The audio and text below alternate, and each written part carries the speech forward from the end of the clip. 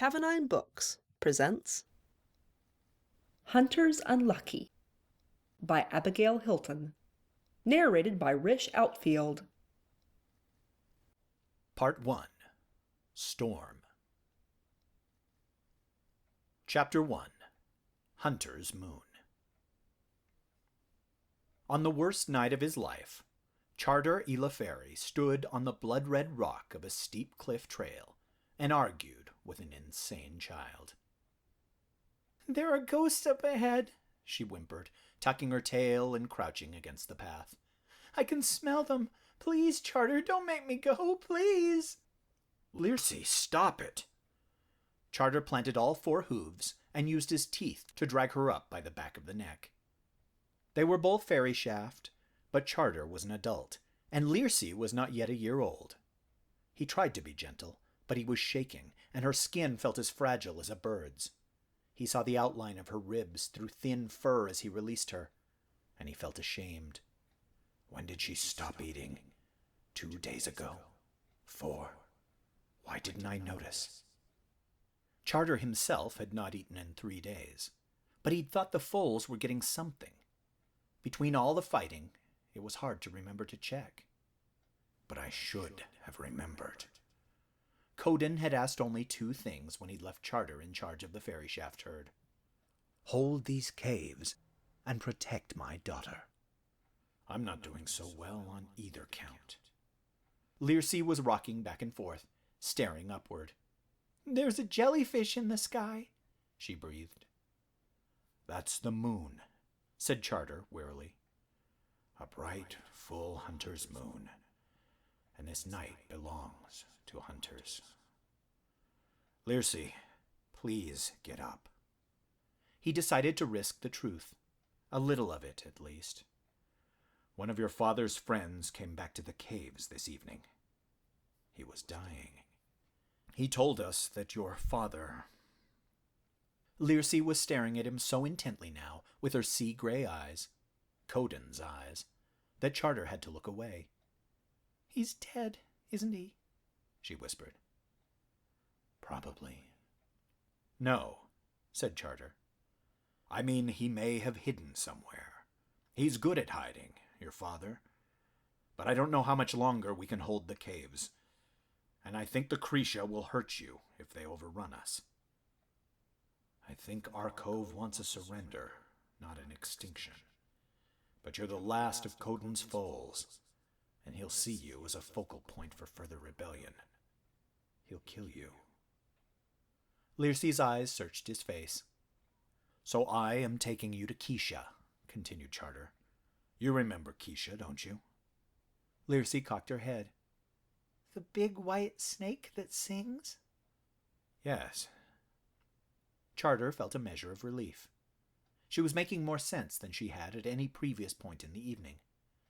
"And the closest entrance to Siriot is on the beach on the other side of the cliffs.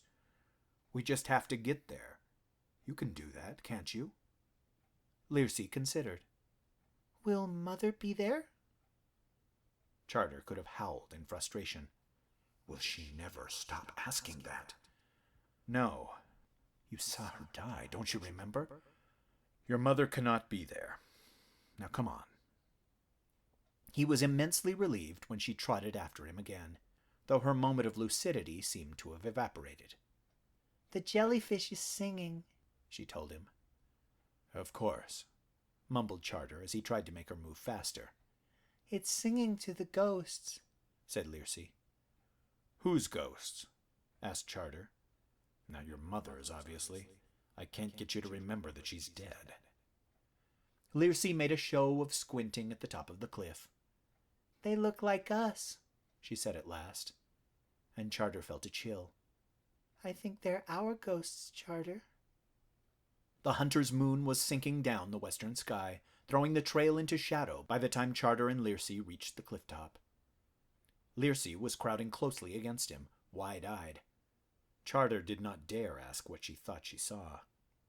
He hesitated for a moment, blinking in the brilliant moonlight. The cliff's edge stretched to their right and left as far as Charter could see. Beyond the bare rock, the trees began. Charter strained his nose and ears, but caught only the usual scent of pine and the distant salt tang of the sea. I have done the right thing, he thought, and I have done it in time. Charter moved forward into the wood, and Lircy followed, ducking and weaving, as though to avoid an invisible crowd. It seemed very dark under the trees. Charter reminded himself that the wood, though dense, was not wide. The Krisha are far away, he told himself, chasing Coden, or killing him, or celebrating his death. This is the only thing I can do for him. Then Charter heard a soft rustle in the quiet of the wood, like wind among leaves. Except there was no wind. Without stopping to look around, Charter bolted forward with a cry of, "Run, Lircy!" The shout startled her, and she leapt after him. For a few moments, Lircy and Charter raced side by side. He heard a muffled thump behind them. Nothing else. Krisha runs so softly. Charter resisted the temptation to look back. He galloped with Lircy through light and shadow, over logs and under branches, always with a silent terror at their heels. Charter's heart gave a bound as a brighter patch appeared through the trees ahead, moonlight glistening on water. Then a shadow appeared before the trees in front of them, a shade blacker than all the rest. Charter knew that shape. He'd seen it in battle, and in his nightmares. Stung with fear, Charter veered away, and for one moment he forgot about Lircy. Before he could turn back for her, 3 enormous cats flashed out of the darkness ahead. Charter reared and spun, lashing out with powerful black hooves, snapping with his teeth. He felt one blow connect with a Krisha's ribs, and the unmistakable give as something broke. He danced out of the path of a charging cat, caught a mouthful of the animal's shoulder, and flipped it with its own momentum. He tore at its belly with his teeth, and would have had its guts out on the ground if its companions had not already been on top of him. At his peak, Charter might have handled a lot of them, but hunger and exhaustion made him slow. A cat caught him across the shoulders as he ducked away, and the pain reverberated through his body, like the echo of a scream. Lircy galloped past him, running unevenly now, and Charter guessed that she had been injured. The 3 Krisha abandoned Charter to race after her along the cliff. Charter tried to follow, but the muscles of his wounded shoulders pulled painfully. To his right, the sea cliffs made a dizzy drop to the beach. He did not think he would ever reach it now. Lircy was still slightly ahead of her pursuers when she turned inland, back towards the wood. Charter decided that she must have encountered a fissure in the cliff. Although she appeared to have gone into the trees, she must really be behind them. Just before the first cat disappeared behind the blind, Charter heard a shriek and the rattle of loose stones. Charter's heart sank as he put on one final burst of speed, reaching the end of the fissure a short distance behind the last of the Krisha. The cliff looked just as he had imagined, a long, jagged arm of the sea jutting sharply inland and leaving a narrower space between the edge of the forest and the lip of the crag. The edge looked crumbly at one particular spot. The Krisha were nosing about without much interest, for it was obvious what had become of their victim. Charter remained rigid, staring at the cliff. He was still standing there when a shadow fell across his head and obscured the moonlight. Charter spun to face his enemy. Arkov. You were supposed to be chasing Coden. Arkov Ila Krisha was the undisputed champion of his violent and aggressive race. He was the largest Krisha that Charter had ever met, a massive night-black cat in his prime, who outweighed Charter by at least 4-1. Charter's head did not come much past Arkov's shoulder, and even without these obvious advantages, Arkov had a reputation for skill and ferocity in battle that made Charter dizzy with fear. Arkov stood close enough to pounce, but he didn't.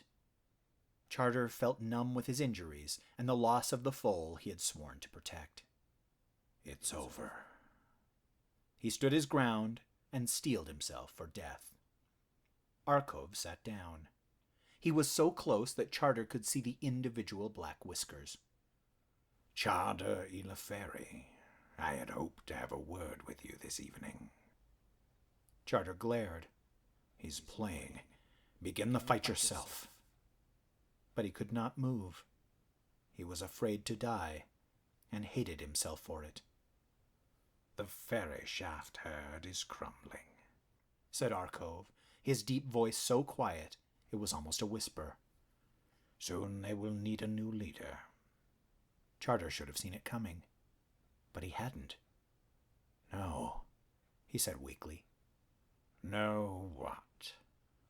"No, I wouldn't." He couldn't say it. "They haven't chosen me." Attack him. Just attack him. "They will. You know they will. You're the only officer left." "The only one you haven't killed?" Arcove's voice dropped to a growl. "The only one I haven't chosen to kill."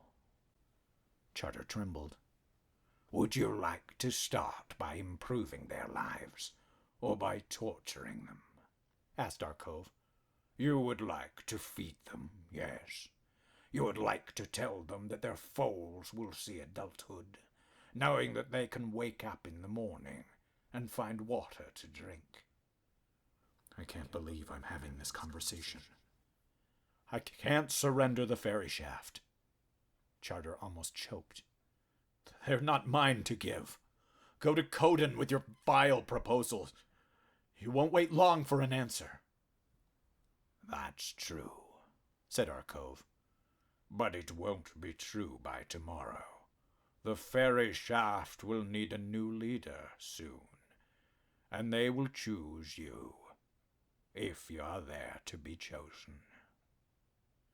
Charter despised the trembling in his hooves, yet he could not still them. "Your choices," said Arcove, "are few. I have the power at this moment to exterminate every ferry shaft on Lydian. However, digging you out of those caves will be difficult and bloody. It will cost many Cretia lives. I prefer peace. If you seize the opportunity I am offering, you and yours will live. If not, I am sure others will pounce on the chance." Charter said nothing. His thoughts raced like rabbits pursued by a hawk. Arcove flicked his tail. "The choice is yours. The effect upon your herd will be the same. If you do not surrender, someone else will." He leaned forward until his whiskers tickled Charter's ear. "If you refuse me, you will die here and now." Charter could feel the cat's hot breath on his neck. He could smell his own fear. He was aware of the other 3 cats standing at a respectful distance away, but watching closely. "Lircy came to a swift end. You will not be so fortunate. We have all night. Need I go further?" He certainly need not. Charter tucked his tail against his belly and crouched down to get away from Arcove's mouth. He felt sick. "All right," he heard himself whisper. "As long as you stop killing the ferry shaft, you can have your surrender." "You are in no position to make conditions," rejoined the cat. He took a step back. "We'll call this war over for the moment and discuss your terms of surrender in the morning." Charter raised his head, eyes burning. "Your methods," he hissed, "are not those of a warrior, but of a vulture." Arcove watched him without emotion. "If the methods of vultures win battles, then I will study them. I could hardly expect you to praise me. Nevertheless, you will submit.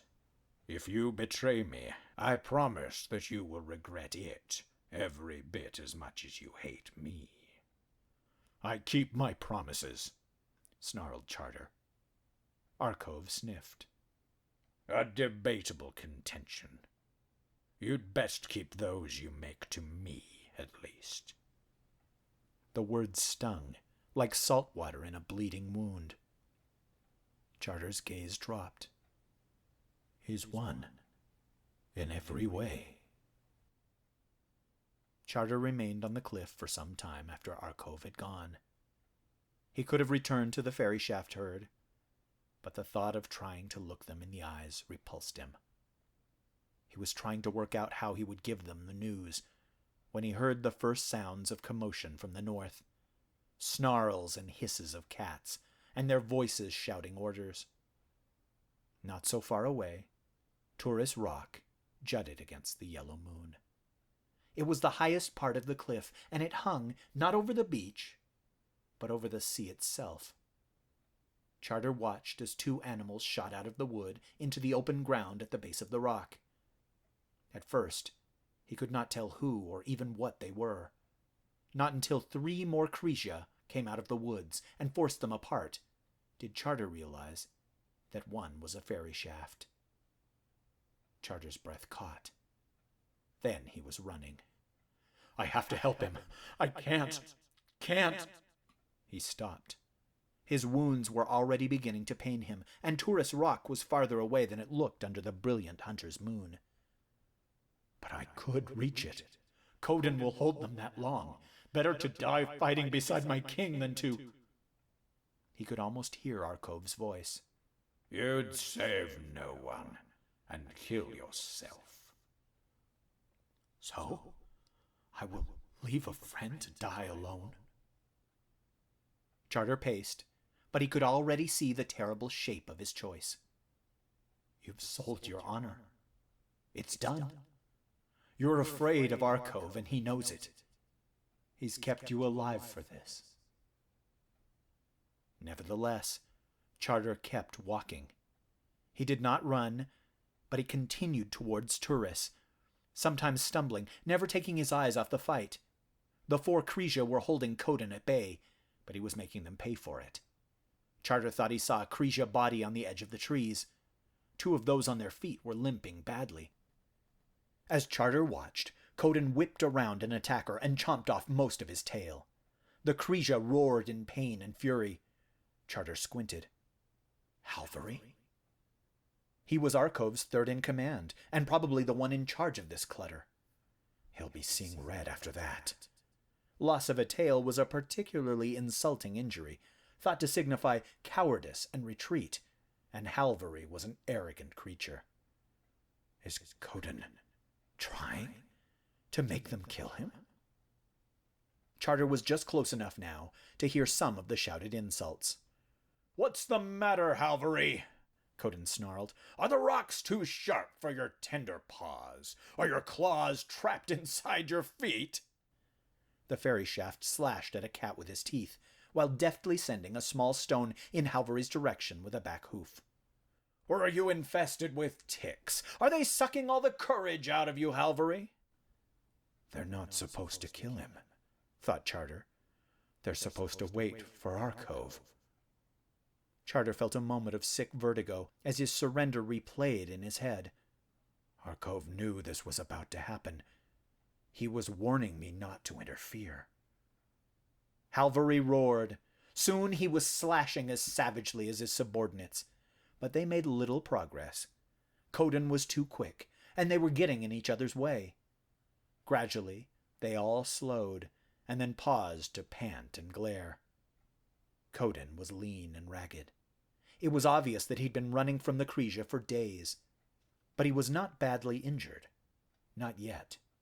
His pale gray fur, so unusual in a ferry shaft, looked almost luminous in the moonlight. He still carried his bushy tail high, and his chin had that defiant tilt that Charter remembered. You were always an excellent fighter, thought Charter. But you're a trickster at heart. Run away, Coden. Please, look up and see me and run. Lircy is dead, Charter remembered. Will I have to tell you that? Charter could not decide for an instant whether he wanted Coden to see him. It did not matter, as Coden's attention was wholly focused on the cats. Halvery was saying something, but Charter was too far away to hear their quieter voices. Coden sneered a reply. Charter's thoughts stumbled on. Would Arcove really have killed Lircey if I hadn't tried to run with her?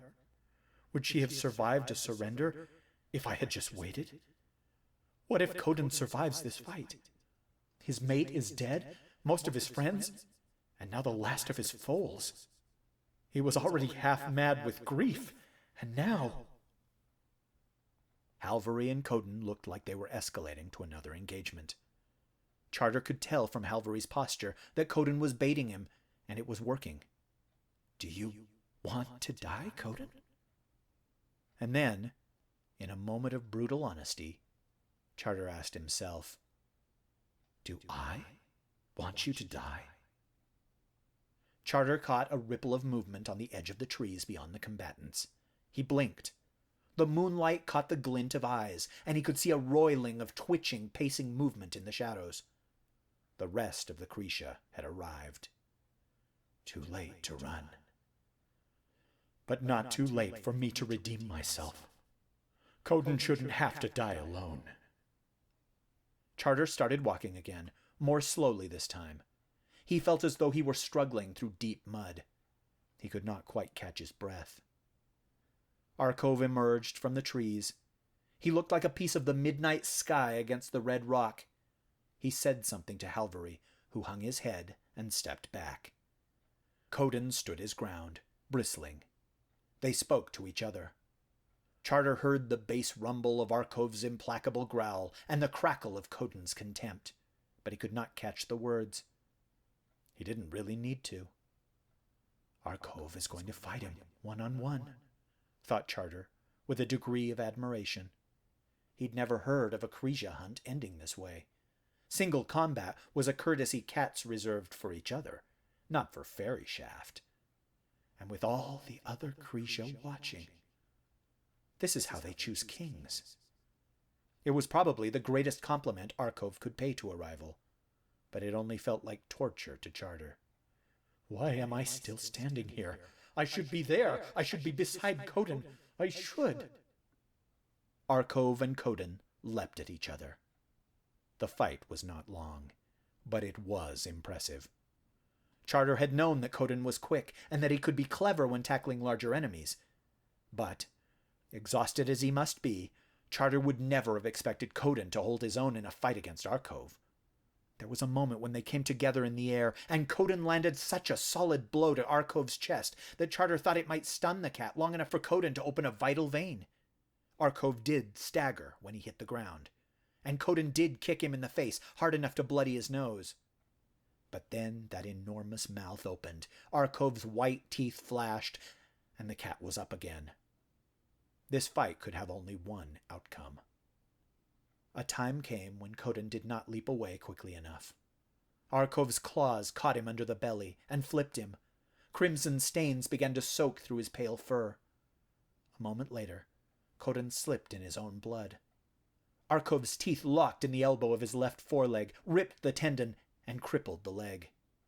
Coden fought on. He limped, but he never whimpered. Charter was close enough now that he could easily have called to Coden. He both wanted and feared that Coden would see him.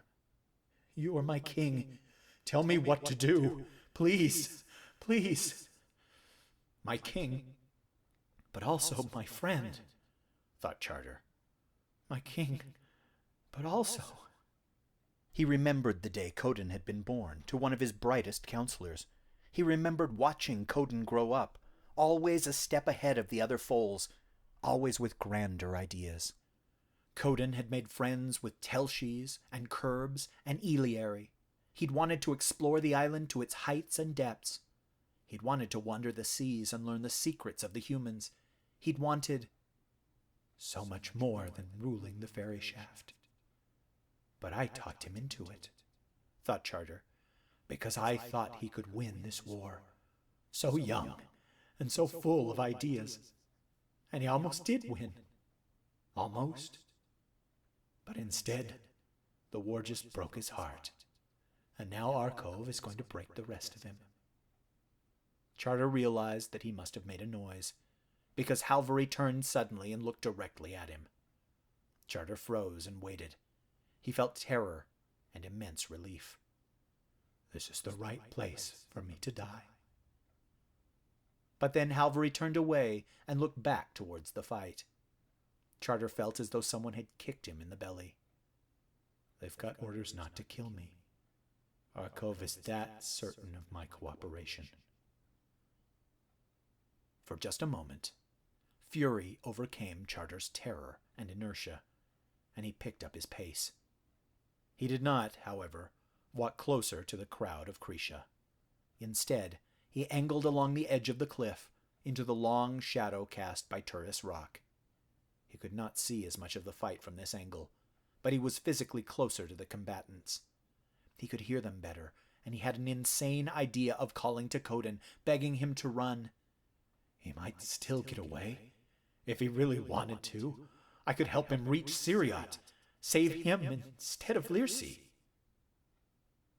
The pair was coming closer as, step by step, Arkov pushed Coden up Turris Rock. Charter could hear them panting, and their grunts and growls as they struck at each other. Coden's fur had looked more red than gray last Charter had gotten a good look at it. But he caught only glimpses of their legs now. There was a pause. Charter was surprised to hear Arkov's voice, pitched so low that Charter doubted the watching cats could hear. Coden, Arkov panted, I'll end this cleanly, if you'll stand still a moment.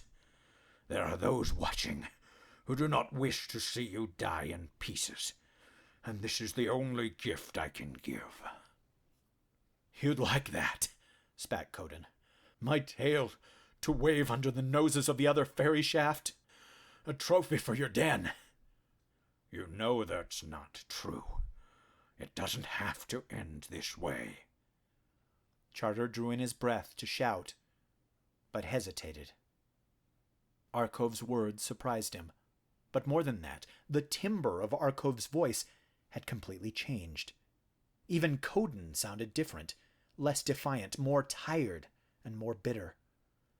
I will never surrender the fairy shaft, said Coden. They will fight again, and they will do it quicker if they do not see me roll over for you. He was talking so quietly that Charter had to strain to hear. He wished he could see their faces. I don't want this, said Arkov. Charter could hear the smile in Coden's voice when he answered. Arkov, for just this moment, it's not about what you want. Then, to Charter's horror, Coden turned and jumped. He sailed from the pinnacle of Turris Rock in a smooth arc, still graceful, and then dropped into the coral sea far below. Charter's heart dropped with him. He stared at the water, then back up at Turris. Arkov had come to the edge and was looking down. Charter had no idea whether Arkov noticed him in the shadow of the rock on the cliff below. Charter didn't think so. Arkov was staring down at the white-capped waves and the reflection of the yellow moon farther out to sea.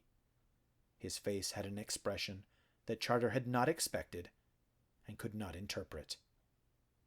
Arkov shut his eyes, and the expression vanished. He seemed to compose himself, and then turned back to the waiting Krisha. As he descended the pinnacle of rock, Charter heard him say, The war is over. We have won. Something inside Charter broke. He threw back his head and howled his grief and self-reproach to the cold stars. No one came to join him or to stop him. No one paid any attention to him at all. This is how the Krisha remembered the final fight between Coden Ila Fairy and Arkov Ila Krisha. They said that Arkov and Coden were quicker than thought and lighter than shadows, that they circled and struck and ducked and leapt too fast for the eye to follow. They said that Arkov was as black as midnight, with a blow like lightning, and that Coden was as gray as the sea and agile as water. They said that their fighting was like a dance of ash and moonbeams. No one who watched the fight ever forgot it, and they told the story to their cubs and grandcubs. That is how the Krisha remembered it. That is not how Charter remembered the fight. Charter remembered it as the night he watched a hero die and did nothing. Chapter 2. 12 years later. Sophet's mate was not quite dead when she arrived, though the vultures were already picking at his entrails. She laid her head beside him as his eyes glazed. Voices and faces whirled around her. Poor thing, her first mate. The last raid of the season. The spring grass is already showing. They hardly ever come so late. And they only killed 3. Poor luck for her, to lose him now, so close to the end of the raiding season. Unlucky. Yes, unlucky. Sophet, come away. There's a storm blowing in. Sophet stood and slipped in her mate's blood. Something stirred inside her, as though in sympathy with her pain. She vomited and gagged. Blood and water coursed down her thighs. Her friends sniffed in alarm. She's falling! Get her into a cave! They pushed her, nipped at her flanks, and pulled at her shoulders. Somehow they got her up a path into a cave at the foot of the cliffs. Just as the first fury of the storm broke over Lydian, Sophet heaved her firstborn onto the rock floor, his birth blood mingling with the blood of his dead father. He was tiny, born too soon. He lay shivering there amid the strobe lightning, and tried to suck milk from a dry udder. His mother did not stop him. She did not seem to see him. In desperation, he licked up the blood in her fur. Finally, towards morning, Sophet stirred. She looked at her foal, and noticed that he was not only tiny, but dark, much darker than the light brown coats of most foals. She looked at the driving rain and at her infant son, forced from her body too early and orphaned in a single stroke. And she named him Storm. Her milk came 2 days later. Everyone said he would die. He didn't, but he was too weak to stand when she nursed him for the first time. The storm had blown itself out by then, and the numbness of Sophet's grief had passed. She did not think about the sodden, half-eaten body on the edge of the plain. She gave all her thoughts and all her love to the wobbly, undersized foal who had no father. Half orphan, full orphan. It was nearly the same thing in the fairy shaft herd. Little Storm would have to fight to survive. He would need to be strong, and for this he must have good milk. His mother ate for his sake. She had lost her status as a mated female, but she fought the higher-ranking females for the good grass. Storm did not starve, though he did not thrive. By the end of spring, he was still the smallest foal in the herd. When the scarcity of water drove the fairy shaft on their annual migration across the plain to Chelby Lake, he could not keep up with the rest, and Sophet had to spend a night on the plain alone with him. This frightened her. Sometimes the Krisha ranged far afield, and there were other hunters who would scruple even less to take a runty foal and his mother cut away from the herd by night. Dawn, however, found them still alive, huddled together in the dewy grass. By the next evening, they had rejoined the herd near Chelby Lake. The abundance of the season made life easier for them. The fairy shaft settled into a comfortable routine, feeding on the plain in the morning and drinking by the lake in the evening. Sophet hoped that Storm would forget that fearful spring. She wanted his first memories to be happy ones. As he grew and became more self-aware, he did seem happy, though his isolation puzzled him. He did not understand why the other foals snickered when he approached, why they melted away when he wandered towards their games. Sophet pretended not to understand when he questioned her. The reason was simple. He was still too small. Even the females outmeasured him. Sophet played with Storm alone, fretting to herself. During their first summer, most foals joined small social groups. They played, practicing skills they would need in the coming winter. Hierarchies arose first within these groups, often based on the status of parents. A foal with 2 parents might get help from them finding food during the winter, but a half-orphan without a clique would never see his second spring. Storm met nothing but rejection when attempting to join even orphan cliques. The prominent did not want him because he was insignificant, and the insignificant did not want him because he was not strong. Yet Sophet remained hopeful. She said little, loved much, and waited. Chapter 3. The Grass Plains. One day in early fall, Storm was resting beneath a scrub tree, admiring the new colors in the leaves, when he caught sight of an animal on the distant plain. It looked brownish and large, and it was moving in a straight line at a steady pace. He could tell that it was not a fairy shaft, but that was all. Storm was instantly curious. He was about to go ask his mother to identify the new animal, when it vanished. Storm forgot completely about what the animal had been in his wonder at where it had gone. On an impulse, he got up and started running. The sun was sinking down the western sky by the time Storm reached the spot where he thought he had seen the animal disappear. He snuffled about in the tall grass, but found nothing to explain what he'd seen. Storm knew he should return to the herd. His mother had forbidden him to wander at night. He turned back towards the lake and froze. He was alone upon the plain. The entire fairy shaft herd had vanished. In a panic, Storm galloped in the direction of the lake. What if I'm lost? What if I can't get back by nightfall? What if I am alone on the plain after dark? What if... The herd reappeared. Storm stared. Suddenly, he understood. The plain isn't flat. Now he knew how the animal had disappeared. Just a few steps in the right direction could put me out of sight of the herd, of the lake, of another animal. Beaming with his discovery, Storm galloped back to tell his mother.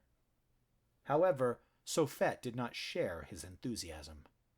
What were you thinking, Storm? Leaving the herd at dusk?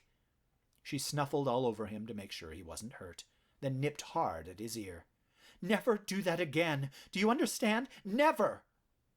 Storm understood only that he'd made his mother angry and somehow frightened. But he said nothing else until the next day, when he thought to ask about the strange animal. Sophet stared at him. You went looking for a strange animal on the plain? Well, not exactly, began Storm. It disappeared and... Storm, you must never go chasing after strange animals again. Why? What are they? I don't know what you saw, said Sophet. But... Her mouth snapped shut. Just do as I say, Storm. I love you and I want you to live a long life. Storm snuggled against her, although he was not satisfied. If he'd had anyone else to ask about the animal, he would have asked. But Storm had no one. He spent more time than ever on the plains after his discovery. He found troughs that ran for great distances. They could hide an animal from view. He learned to lie still in a dip amid the tall grass. He learned, in his loneliness, how to spy. Storm, he overheard one female snort. Raindrop would have been a better name. I've seen foals like him come and go. Perhaps, whispered another, but not with his color. Oh, the fur, yes. It will probably attract attention from predators, but not before he kills his foolish mother. Several listeners gasped. Sophet is stubborn. When winter comes, she will try to feed that runt and eventually starve herself. I've seen it happen before. One fairy shaft cannot provide for herself and a growing foal in winter. I heard she foaled early when she saw his father dead, whispered one. That's why he's so small and ugly. She should have named him Veril. Bad luck. They kept talking, but Storm stopped listening. He didn't eavesdrop any more after that.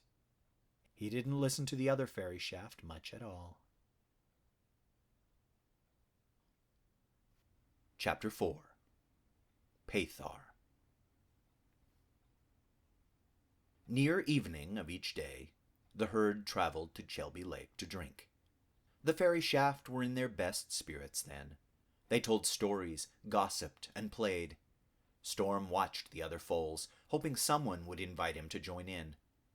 One day, he started to practice the game Sholo, in which one tried to balance a stick on one's nose for as long as possible. Normally, other foals tried to distract the player without actually touching him.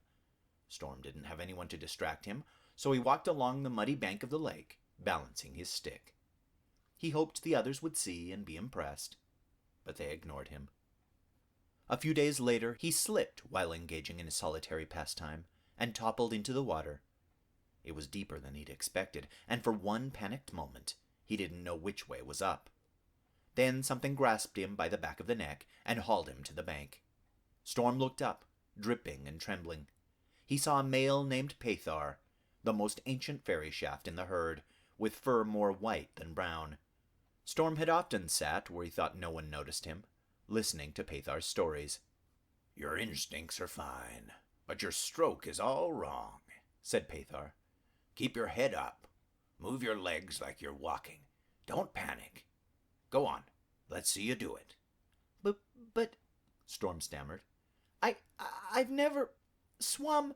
And you never will unless you get back in the water. Go on. He did. By the end of the afternoon, he was swimming to Pathar's satisfaction. That evening, he sat and listened to Pathar talk about edible roots to an attentive group of foals.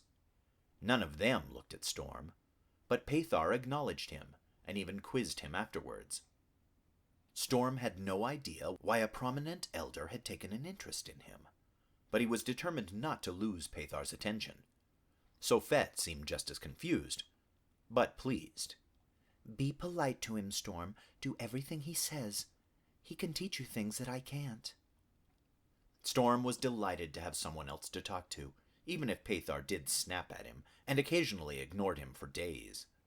Storm learned about weather patterns, poisonous plants, and the habits of other animals. He learned about parts of the island he'd never visited, dense forests to the south, cliffs and ocean to the west.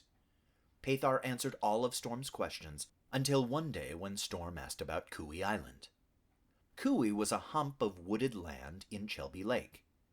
Most of the tiny islands scattered near shore had no actual soil, just trees. But Kui Island had a narrow beach. What was more, it rose up to a hill that would have given a good view of the lake shore for quite a distance. The island lay just far enough away to discourage a swim, but close enough to make a curious foal think about trying. As soon as Sophet heard that Storm had learned to swim, she told him that he must not go near Kui. She said it was forbidden, although she did not know why. Pathar snorted when Storm mentioned the island. "There's nothing over there," he said. "Nothing but trees and dirt and a few caves." Then why is it forbidden? Asked Storm. What is everyone afraid of? Pathar hesitated. "They're afraid of the past." The next day, Pathar approached Storm and Sophet shortly after they woke. Storm greeted him happily, but Pathar brushed him aside. "I've come to talk with your mother."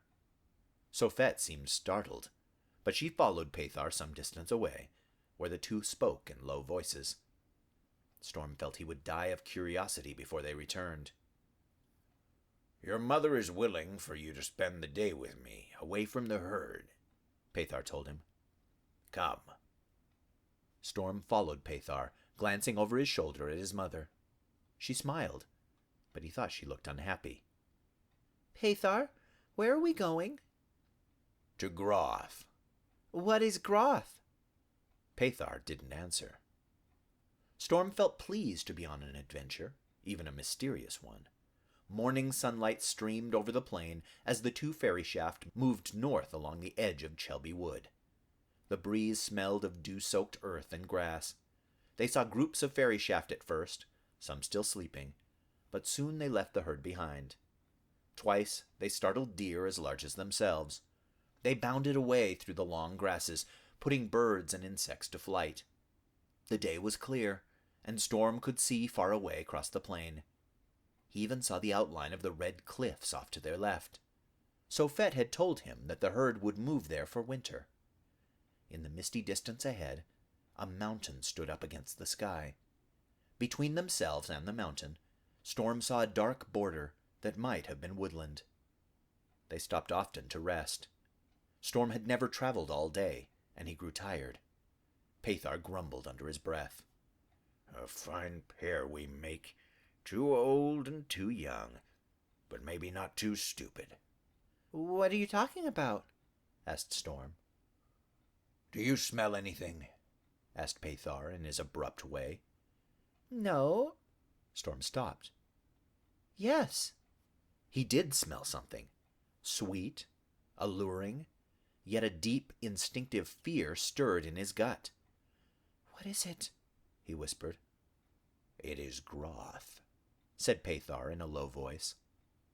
The two fairy shaft had drifted into the wood beside the lake as they walked, and they emerged suddenly from the trees, blinking in the brighter light of an unexpected clearing. Storm looked into the strangest forest he'd ever seen. The plants looked like enormous, deep-throated flowers. Some were as tall as trees, hollow and heavy with collected rainwater. Others grew nearer the ground, forming bowls full of clear liquid. Their glossy stalks were dark green at the base, morphing to vivid pink around their speckled, lacy rims.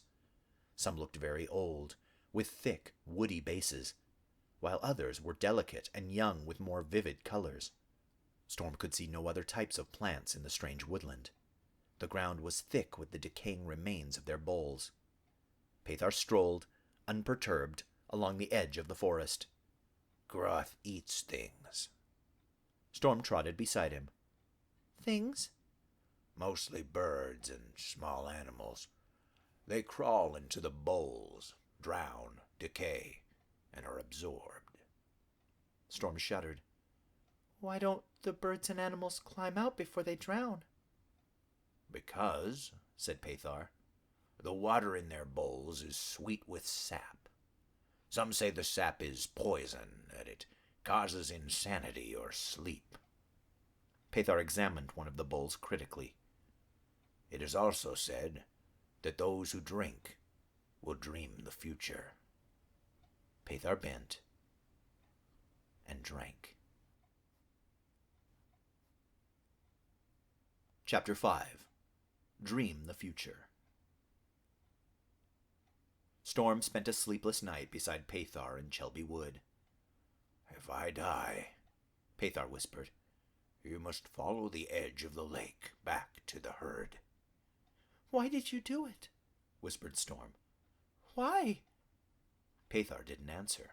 He trembled so violently that his worn teeth knocked together. Sometimes his breathing grew so shallow that Storm feared it would stop. He twitched and whimpered. Once he got up and wandered with sightless, staring eyes through the trees. Storm had to keep him from walking into the lake or back towards Groth. Coden, whispered Pathar. Is that you? Storm had never felt so wretched or so frightened. Towards dawn, Pathar lay down and grew still. Storm lay down beside him and slept. Well, get up. Storm opened his eyes. Pathar was looking down at him. It was near noon. Pathar! Storm wobbled to his feet. I thought... Why did you... We'll need to hurry if we want to get back to the herd before dark. He was already starting away, and Storm had to trot to keep up. He didn't know what to say. Pathar, why did you do that? Do what? Pathar didn't look at him, but he had an odd little smile on his face. I thought you were going to die, said Storm. That bad? Storm stopped moving. I don't understand why you did that. I don't understand anything about you. Why do you talk to me? Why do you teach me things? Everyone else thinks I'm bad luck, that I'm going to die this winter, that I'm going to get my mother killed. He stopped. He hadn't meant to say those things. Pathar turned. But you don't believe them. No, hissed Storm between clenched teeth. He could feel the unfamiliar sensation of his fur bristling and his ears settling against his head. You're young to be so angry, said Pathar. I'm not angry, shouted Storm. I'm lonely, and you're not my friend. I don't know what you are. You're not going to die this winter. Storm stared at him. Did you really see the future? Maybe. Storm brought his ears up and his tail down. He came forward meekly, curious, the tightness gone from his chest and head. I dreamed many things, said Pathar. The past, perhaps the future. My own death, I think. I don't understand most of what I saw, but I understand enough. Enough for what? Enough for hope. Pathar nipped at him like a foal, surprising him so much that Storm nearly fell over. In the end, they played tag through the woods and raced each other through the grass until dusk, when they rejoined the fairy shaft herd. Chapter 6. Snow and Mushrooms. 2 days later, the first frost killed much of the grass, and the herd started south. They were restless and excited. Fights broke out more frequently, occasionally with biting and kicking. Everyone's fur had grown thicker, so they were well padded. One evening, they arrived on the banks of the largest river Storm had ever seen. "This is the Igby River," Sophet told him. "The herd will follow it to the winter feeding grounds." Tall trees grew along the edge. On the far shore, Storm glimpsed the southern forests, of which Pathar had spoken. The dense trees looked dark and mysterious. The herd traveled along the bank all day, throwing up dust and trampling the dry, brown grass. Storm woke a little before dawn in unfamiliar surroundings. He felt the boulder at his back and remembered. The winter feeding grounds. He'd gone to sleep beside Sophet at the foot of the cliffs, a sheltered area that the fairy shaft called the Boulder Mazes. When they'd arrived last night, Storm had been too exhausted to do more than glance around before lying down to sleep. Sophet was not with him this morning. Storm heard the sounds of the herd and started picking his way towards them through the boulders. He found the other fairy shaft on the edge of the plain beside the belt of trees that bordered the river. Their behavior puzzled him. They were not sleeping or eating. None of the youngsters fought or played. A few adults paced. Others talked in low voices.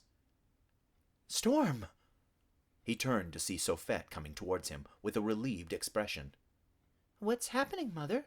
he asked when she stood beside him. "Oh, Storm." Sophet glanced toward the river. "Come away from here. I'll show you some good grass." Still wondering, Storm followed her away from the herd and back into the boulders. The red cliffs rose above them, majestic and intimidating. A strange group of animals fled as the fairy shaft approached. White, fluffy creatures about 2/3 the size of a grown fairy shaft.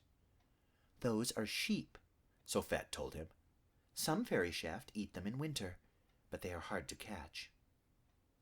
The pair sighted a narrow vale in the cliff, and Sophet moved towards it, threading her way among the boulders.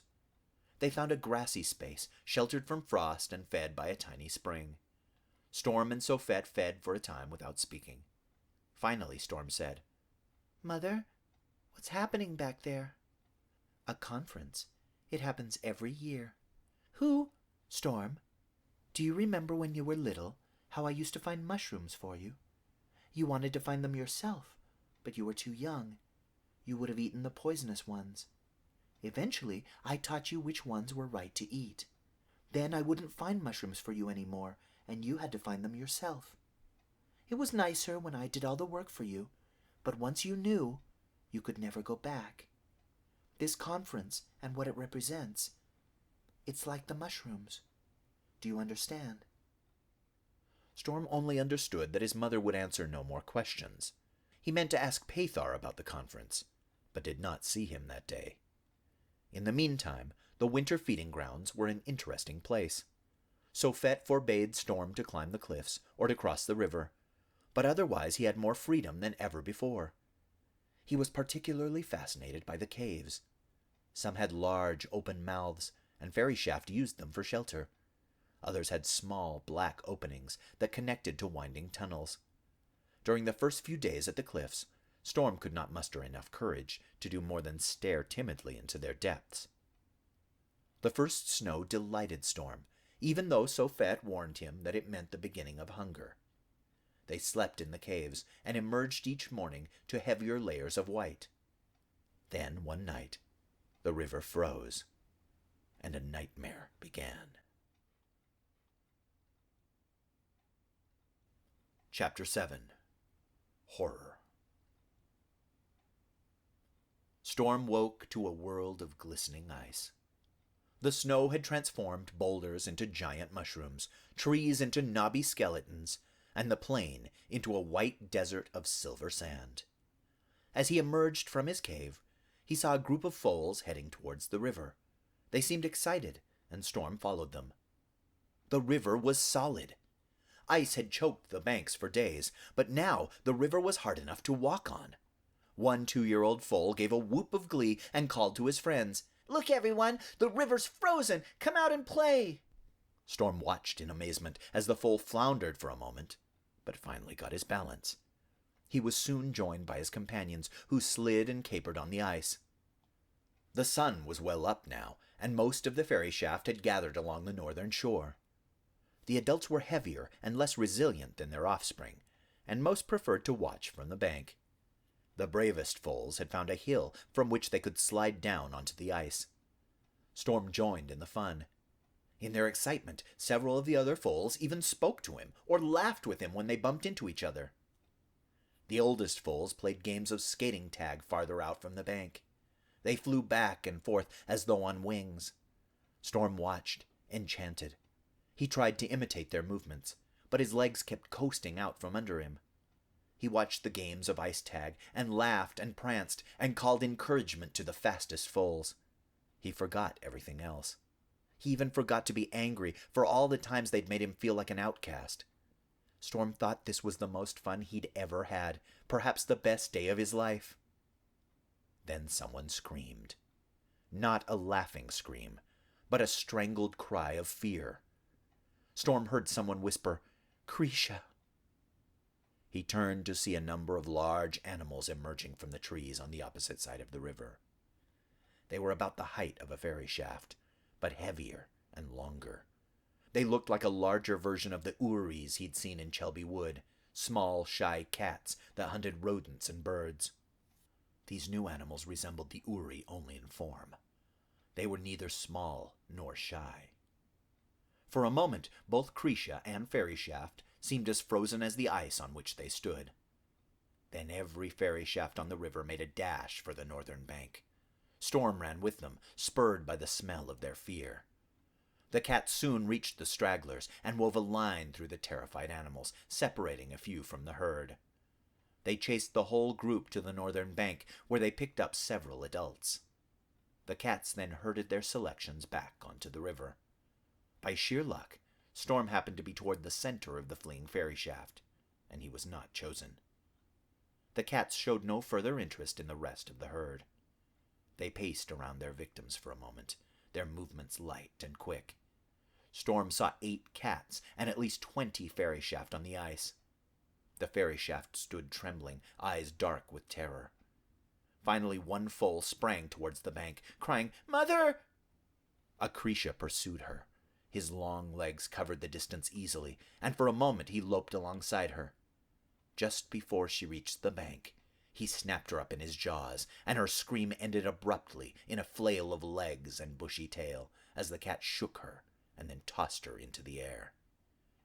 They were so close that Storm heard the crunch as her spine snapped, and the leaden thump as her body hit the ice.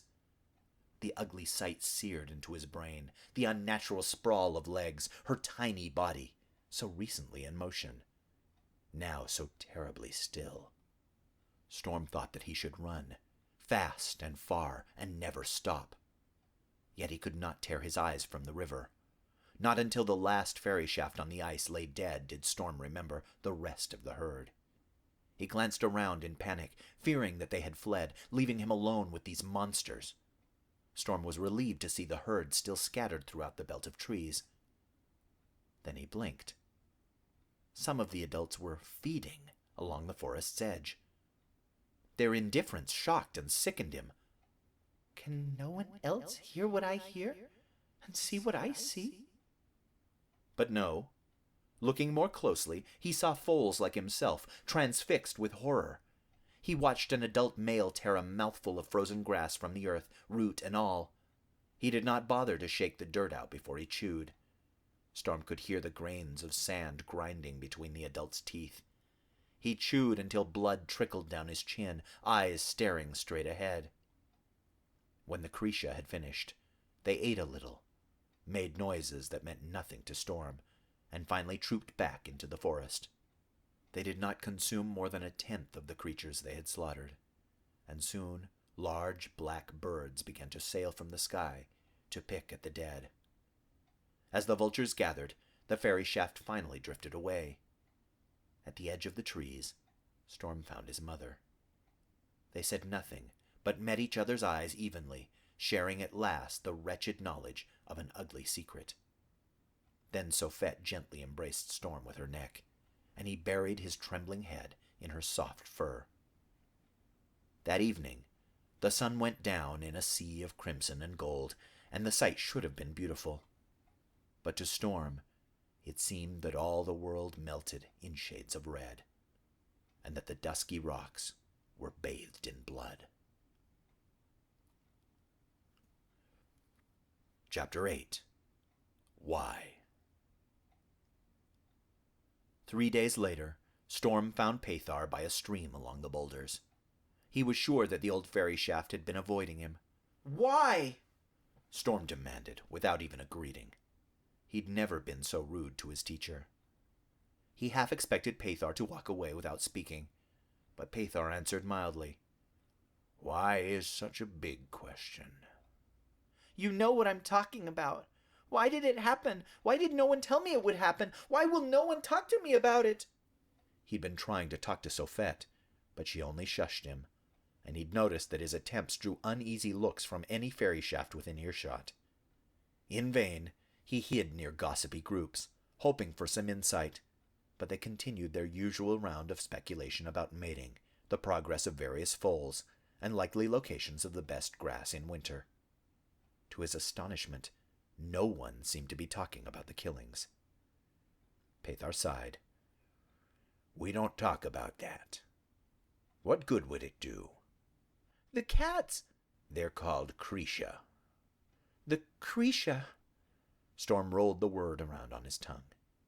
"Do they come every winter?" "Every 10 or 20 days, yes." Storm was horrified. "They'll be back?" "Yes. You should try to stay near the center of the herd if you see them coming. They never cut out large groups, just small ones, random ones. They're not particular. They don't kill young more than old, or females more than males. Just whoever happens to be nearest when they're doing their cull." "Why?" whispered Storm. Pathar looked off into the distance. Storm thought that he wouldn't answer, and then he said, "So that we will not become too many for them to control. So that we will be afraid. And ashamed." "Why don't we fight?" demanded Storm. "There are more of us than them." Pathar watched him and said nothing. "Even the parents of those foals on the ice, they just watched." "You think they should have died with their offspring?" "No, I think we should have all run out there and done something." "We've agreed not to." Storm was dumbfounded. "We've agreed?" Storm remembered suddenly the tension in the herd when they'd first arrived at the cliffs. "A conference," his mother had said. "It happens every year." "What? Who?" "If I tell you more and others learn of it, I could be killed." Pathar spoke with appalling mildness. "Watch and listen, Storm, until you're older, until you understand better what you're asking." Before Storm could respond, Pathar continued. "Krisha and Fairy Shaft are not the only intelligent animals on Lydian." Storm was surprised. "What do you mean by intelligent?" "Animals who can talk to each other," said Pathar. who could tell you things. Storm was instantly curious. I didn't know the Krisha could talk. I couldn't understand any of the sounds they made. Pathar laughed. They sound a little different. They use a few words that we don't have, and we use a few words that they don't have. But it's the same language. All the intelligent species on Lydian speak the same language, except the Eliari. How many intelligent species are there? 7. They are the fairy shaft, the Krisha, the Eliari, 2 species of curbs, and 2 species of sea snakes. Why don't I ever see them? What do they look like? You don't see them because, mostly, we don't share territory. Curbs do cross our paths sometimes, especially the smaller lowland variety. The bigger highland curbs are rarer. Their home range is far away in the southern mountains, but their queens like to know what goes on all over the island. They send patrols that live out here and report back.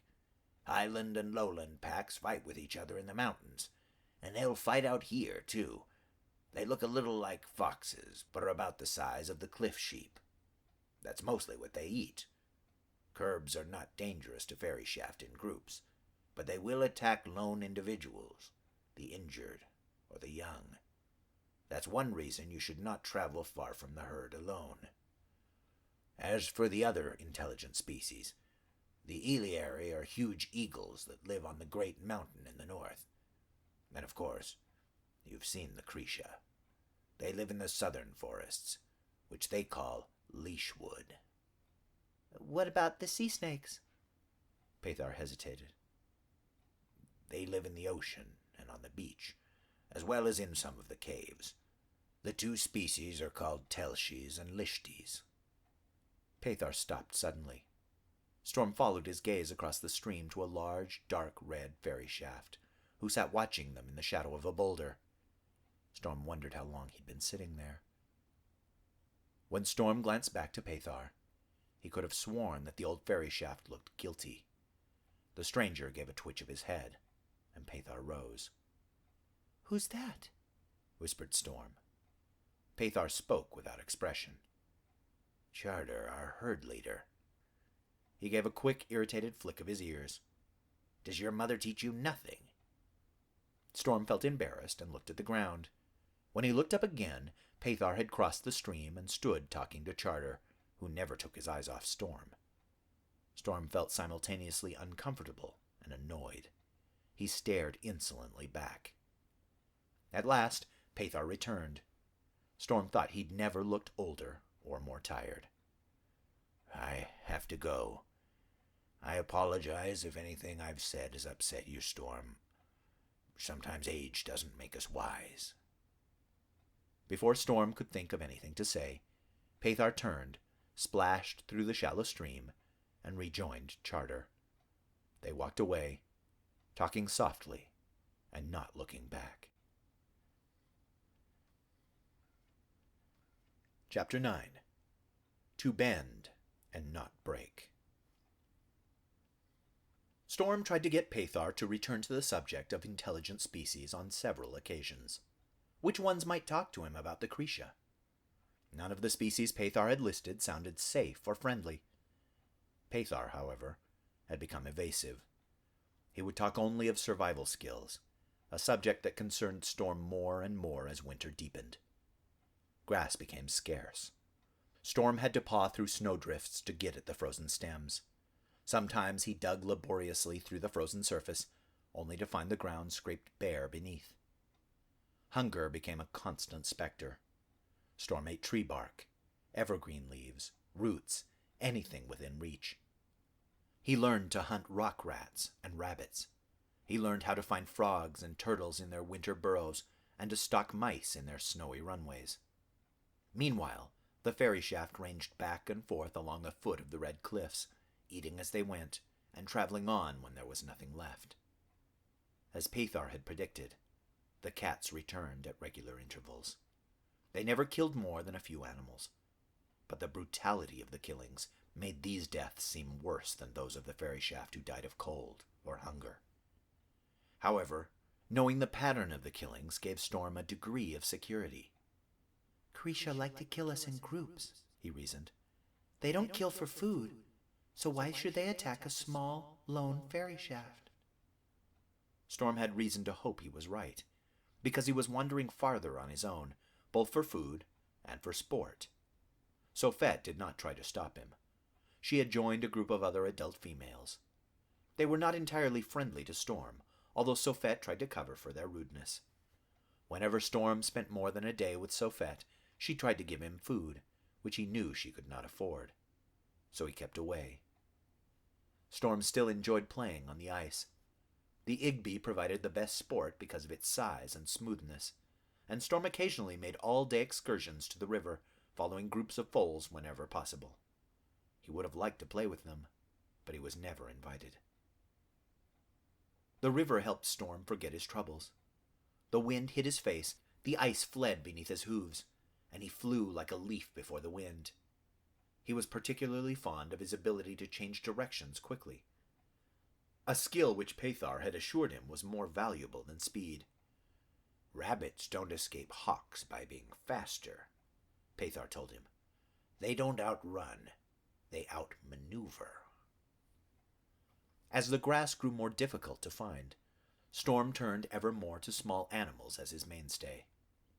He hunted at a disadvantage because he did not belong to a clique.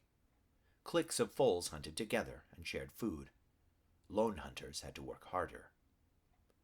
In spite of everything, Storm could have managed had he not encountered an unexpected problem. It began the first time he caught a rabbit. Storm had stalked the creature for some time. After losing it in the initial rush, he had crouched outside its hiding place for a quarter of the day until it emerged. One piercing shriek, and the chase was over. Storm felt a surge of pride and pleasure. He was cold and stiff from sitting so still, but the reward would be warm and satisfying. His saliva had already begun to seep into the rabbit's fur. However, the animal's dying cry had attracted the attention of another group of foals. They approached Storm, eyeing him with hungry interest. Storm's nostrils twitched. An important clique, he thought. All high noses from prominent families. What's their leader's name? Kelsey, a big 2-year-old, and he can fight. Even the 3- and 4-year-olds get out of his way. Storm recognized the foal almost as soon as he remembered his name. No mistaking Kelsey. Fine nut-brown coat, deep hazel eyes, intelligent and proud. Hey, Runt, is that your rabbit? Yes, said Storm, muffled around the rabbit. Kelsey advanced until only a pace separated them. Storm had to tilt his head up to look Kelsey in the eyes. I don't think you understood me. I said, is that your rabbit? And I said that it is, replied Storm with his mouth full. Wrong. In one movement, Kelsey snatched the rabbit and left a clean slash in Storm's cheek. It's my rabbit. Storm's eyes opened wide, and so did his mouth. Blood began to trickle from the cut, and the watching fairy shaft exploded into laughter. Did the little orphan lose his favorite toy? They cooed. Well, you don't deserve a rabbit if you can't keep it. Isn't that right, Chief? Kelsey grinned, the rabbit dangling from his jaws. Then they turned and trooped off without a backward glance. Storm sat on the cold stone and stared after them. His belly rumbled. As he turned away, he could not suppress a whimper of frustration and pain. In the days that followed, Kelsey's clique continued to persecute Storm, relieving him of his prey every time he caught anything of significance. Storm's search for a solution intensified as he grew thinner. Sofette watched with concern, but she could offer little assistance, as the attacks always came when Storm hunted alone. She tried to find extra food and often went hungry for him, but she could not support him entirely. Storm was not the only youngster who suffered thievery. Older and bigger foals often stole from the younger and weaker, but it only happened to the same foal occasionally. Kelsey's clique had chosen to heckle Storm on a more personal level. Is it a fairy shaft? Asked one with mock uncertainty. I don't know. It looks like a rat to me. Yes, with all that ugly fur. No fairy shaft has fur that color. It must be a rat. Poor scrawny rat. I wonder if it's hungry. Are you hungry, rat? Where's your father, rat? Don't you have a father? My father says the herd is stronger when the weak don't live to breed. Why are you doing this? Storm almost screamed. What did I ever do to you? It's not what you did, returned Kelsey, his eyes half closed. It's what you can't do. Perhaps Kelsey's clique did not know they were killing Storm. Storm got the idea that they taunted him more for entertainment than out of malice. Of course, they also enjoyed the extra meat. They were hungry just like everybody else, but they could have survived without the food, and Storm could not. After one particularly demeaning episode, he ran whimpering to Pathar. Blood trickled from his nose, and his gray eyes looked unnaturally large in his thin face. Pathar, he wailed. They're awful. They won't let me keep anything I kill. I can't find enough grass to survive. What will I do? Kelsey's clique? Asked Pathar, as if he didn't already know. Yes, just Kelsey, really. If he didn't harass me, the others would leave me alone. I'll starve if they don't stop, Pathar. Please, tell me what to do. Pathar watched him. Storm, do you know why I chose to teach you? No, said Storm miserably. I don't know why you do anything. Pathar smiled. I chose you because you don't give up. Half to himself, he added, and neither did your mother. But Pathar, it's not fair. Pathar's voice grew harsh. Storm, nothing in your life will ever be fair. You should have died when you were a baby, and everyone knew it. You remember being angry last summer because adults predicted your death this winter. This is exactly what they were talking about. Storm flinched. Pathar's eyes softened. Storm, do you see those trees up there? Storm followed his gaze to a few gaunt trees, hardly more than bushes, that grew, spider-like, from crevices on the cliffs. Those scrawny things are the only kind of tree that grows on the cliffs. You would expect a sturdier tree in such harsh conditions. But those tall, proud trees by Shelby Lake could never survive up there. Do you know why? No. Because at Shelby Lake, trees grow close together to shield each other from the wind. Soil is scarce on the cliffs, and the trees must stand alone. They survive up there, all alone, in winds that would snap those tall, straight trunks by Shelby Lake. Do you know how they do it, Storm? Storm squinted. They bend? Yes. They don't fight the wind. They bend, but they don't break. Storm felt tired. His belly rumbled. So you don't have any real help? He'd been half hoping that Pathar would give him something to eat. Many fairy shaft brought gifts of food to Pathar when they asked his advice. Pathar sighed. I only see two options. You can fight, or you can run. But Pathar, I can't fight Kelsey. He would kill me. Run! Their legs are so much longer than mine. Storm! Pathar almost barked. I have given you my thoughts and my counsel. I have nothing else to offer. You will solve this problem yourself, or you will not see another spring. Chapter 10. Pursuit and Evasion. Storm thought. He went to sleep thinking, and he dreamed about rabbits and hawks and things that fight and things that flee. Next day, he hunted deliberately, choosing rabbits, since they had been the beginning of his troubles. His tormentors appeared predictably. I think you have something for me, said Kelsey when Storm did not respond at once. Drop it, rat. Storm did drop it, but he didn't back away. My name is Storm, and if you want it, come and get it. He snatched up the rabbit and ran. Haven't you grown suddenly bold? Exclaimed Kelsey behind him. Or should I say stupid? As Storm listened to the voice growing fainter, he felt a prickle of fear, as well as a surge of pleasure. Whatever happens, the expression on his face was worth it. The rabbit waggled in Storm's mouth as he ran over the snow-dusted rocks.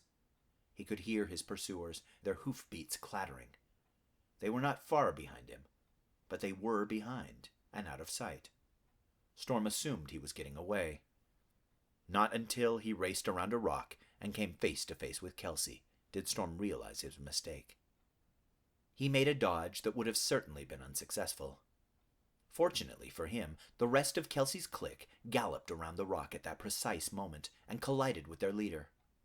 The group only took an instant to disentangle themselves, but Storm was running again, now just a few lengths ahead of them. Kelsey ran to the unbroken ground on the edge of the boulders, Storm realized, where he could move faster and more quietly. I ran in a straight line. He guessed which way I'd go and got in front of me. I can't be so predictable. Storm heard a crunch and realized that he was gripping the rabbit tightly enough to break bones. His legs felt wobbly. If this doesn't end soon, I'm done.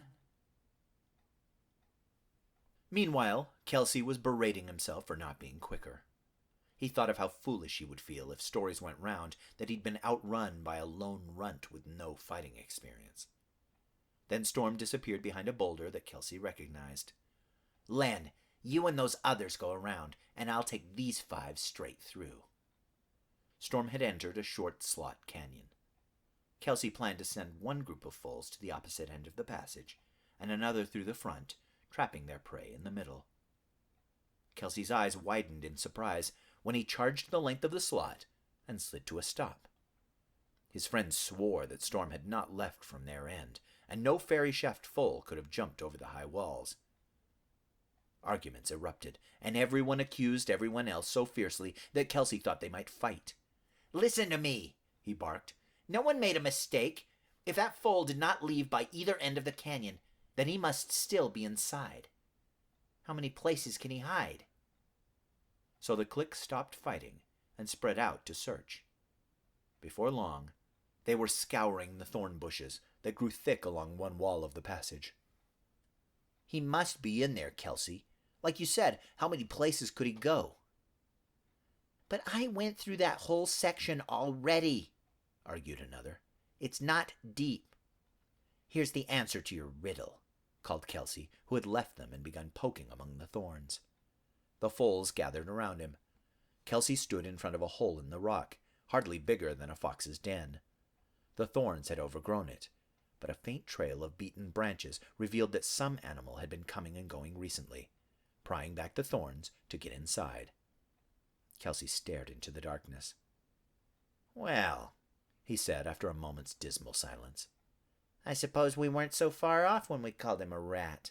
He certainly goes to ground like one. His clique gave a few half-hearted chuckles. Don't worry, friends. We'll have other days. I don't know how far back that tunnel goes, but Storm, if you can hear me, I hope you realize that this isn't over. We're not playing games anymore. He turned, tail still high, and the group trotted away. It was never a game to me, muttered Storm. He crouched only 2 lengths away and breathed a sigh of relief when they had gone. For a moment he remained perfectly still, savoring the silence and safety. Then, as the tension left his body, he began to laugh, softly at first, then louder. I am going to survive this winter, Pathar. And he settled down to enjoy his meal. Kelsey did not catch Storm the next time he chased him, nor the next. Soon the clique chased Storm every time they saw him, whether he had food in his possession or not, and still they could not catch him. Storm had a new hiding place every other day. He was so small that he could fit almost anywhere. Other foals laughed at Kelsey because of Storm, but not too loudly. They were not so clever at hiding. Chapter 11. A Race and a Corpse. Kelsey, as it turned out, had the sense to know when to quit. His efforts to catch Storm were only calling attention to his failure. Within a month, the chases ceased. No one tried to steal Storm's food, and he received no more ripped ears or torn shoulders. But in solving one problem, Storm had created another. At least while the foals chased him, they acknowledged his existence. Now they completely ignored him. Storm discovered, even as he enjoyed his meals, that he missed the chases. He still explored the rocks and caves, but no crisis arose to give meaning to his actions. As the days passed, he grew bored and lonely. One bleak day in midwinter, Storm followed a group of foals to the Igby to skate. The sky was a dismal gray, and it fit his mood as he drifted back and forth some distance from the others. He practiced by running as fast as he could, and then stopping as quickly as possible.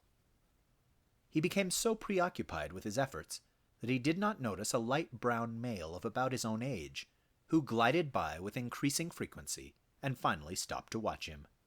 The newcomer laughed. Storm looked around. "What are you doing?" asked the stranger. "Practicing stopping." "What's the point of that?"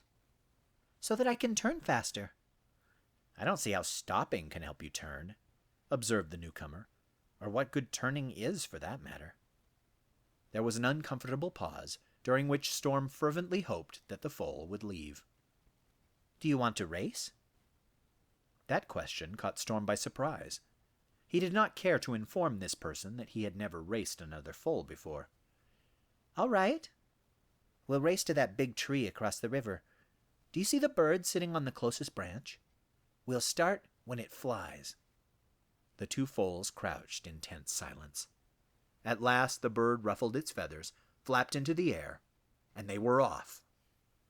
It didn't take Storm long to relax and enjoy the race. Although he wanted to be annoyed by the stranger's remarks, something inside him glowed under the unexpected attention. The pair was evenly matched, and they flew side by side over the frozen surface, laughing at times when they hit a rough place and skidded. However, when they finally reached the tree, the stranger was ahead by a body length. Storm found that he didn't mind. The two stood together for a moment, catching their breaths. "You're not a bad runner," said the newcomer. "I didn't win by much, and my legs are longer." Storm smiled. "Yes, but I've played your game, and now it's only fair that you play mine." "Oh?" The foal looked surprised. "And what is that?" Storm shoved off, putting several lengths between them. "Catch me if you can." Some time later, the stranger stood panting on the ice.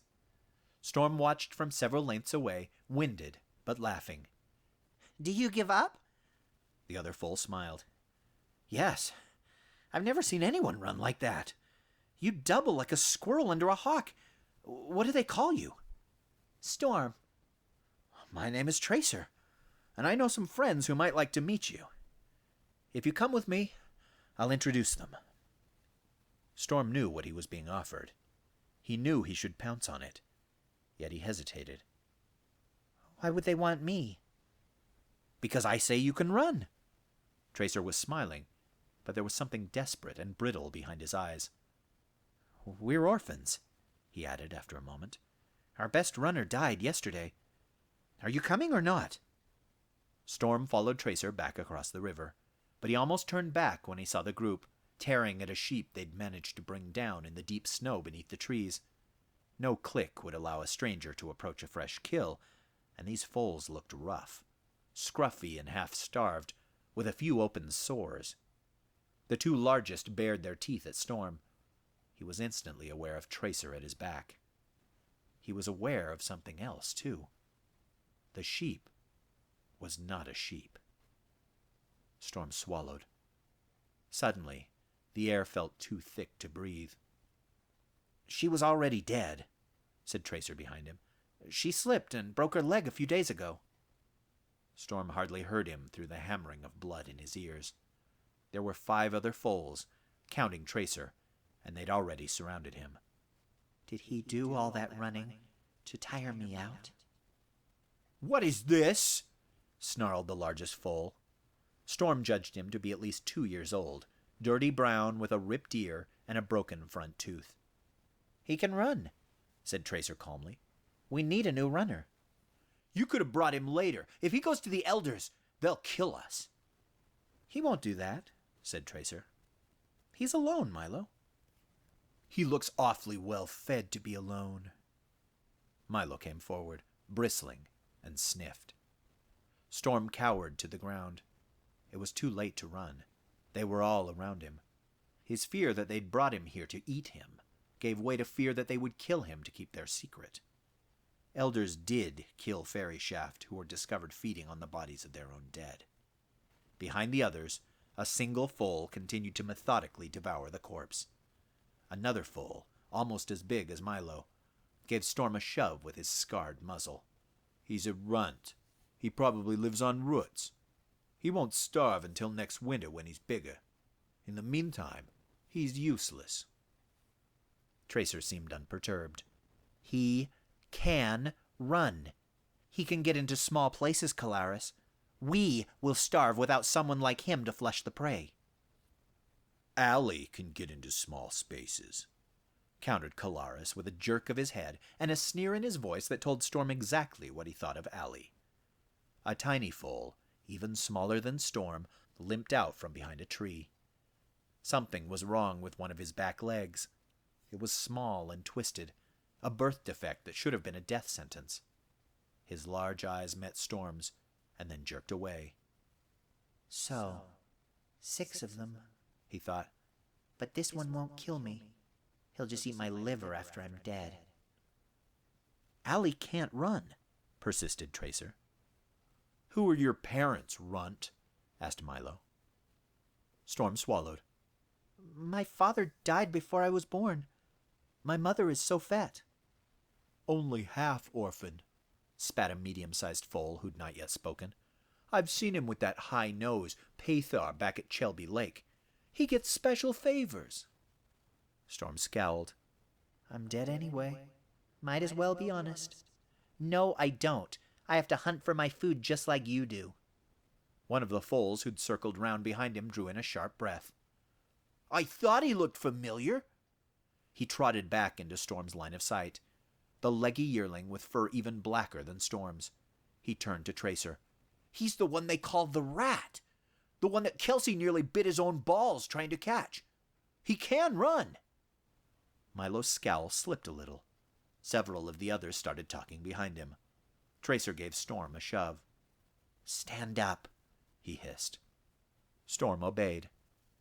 Tracer glanced at him sidelong and grinned. I didn't realize I'd found someone famous. Storm looked at the ground. I'm not famous, but I did keep my kills from Kelsey and his clique. I ran from them until they stopped chasing me. Silence greeted this remark, interrupted only by the crunch of a bone from the foal who was still eating. Storm raised his head. Milo was staring at him. You ran until they stopped chasing you. The black foal piped up again. Yes, it was the height of gossip for a few days. Kelsey couldn't catch him. When he got tired of looking silly, he stopped trying. The foal with the scarred muzzle, Calaris, harumphed. Storm realized a moment later that he was laughing. Several of the others joined in. Milo's face relaxed a fraction. He didn't laugh, but he did smile. Do you have a name, or do you go by Rat? Storm returned the smile hesitantly. My mother calls me Storm. And what do your friends call you? I guess I'll find out. Milo did laugh then. Well, friend, have a share of our meal here, and you can stay. Storm swallowed. You want me to? You're either part of our clique, or you're not, said Milo coldly. They'll kill me if I don't, thought Storm. They'll think I plan to tattle to the elders. He took a deep breath and sidled up to the carcass. It really didn't look much like a fairy shaft anymore. It could have been a fawn for all that remained of it, except for the face. Don't look! Don't look! Storm avoided eye contact with the foal who was still munching on a femur. He bent his head, shut his eyes, and pulled loose a rib. He took it with him, back to the center of the group, where he sat down and began cracking it open to get at the marrow. Storm was ashamed at the way his mouth watered. I'm not really that hungry. I've never been that hungry. But it tasted like any other marrow, rich and warm. He sensed, more than saw, that the biggest foals were drifting away, satisfied that he had passed the test. Storm finished extracting the pitiful amount of marrow from the rib. He dared an upward glance and saw the black foal. He felt like he should thank him for something. Tracer was all smiles beside him. Storm, this is Leap, expert on herd gossip and, apparently, on your exploits. Storm laughed. I don't think I have many exploits. Oh, but you do, said Leap. Did you know that Kelsey nearly lost his click over you? 3 foals challenged him. He was probably too busy fighting them to keep chasing you.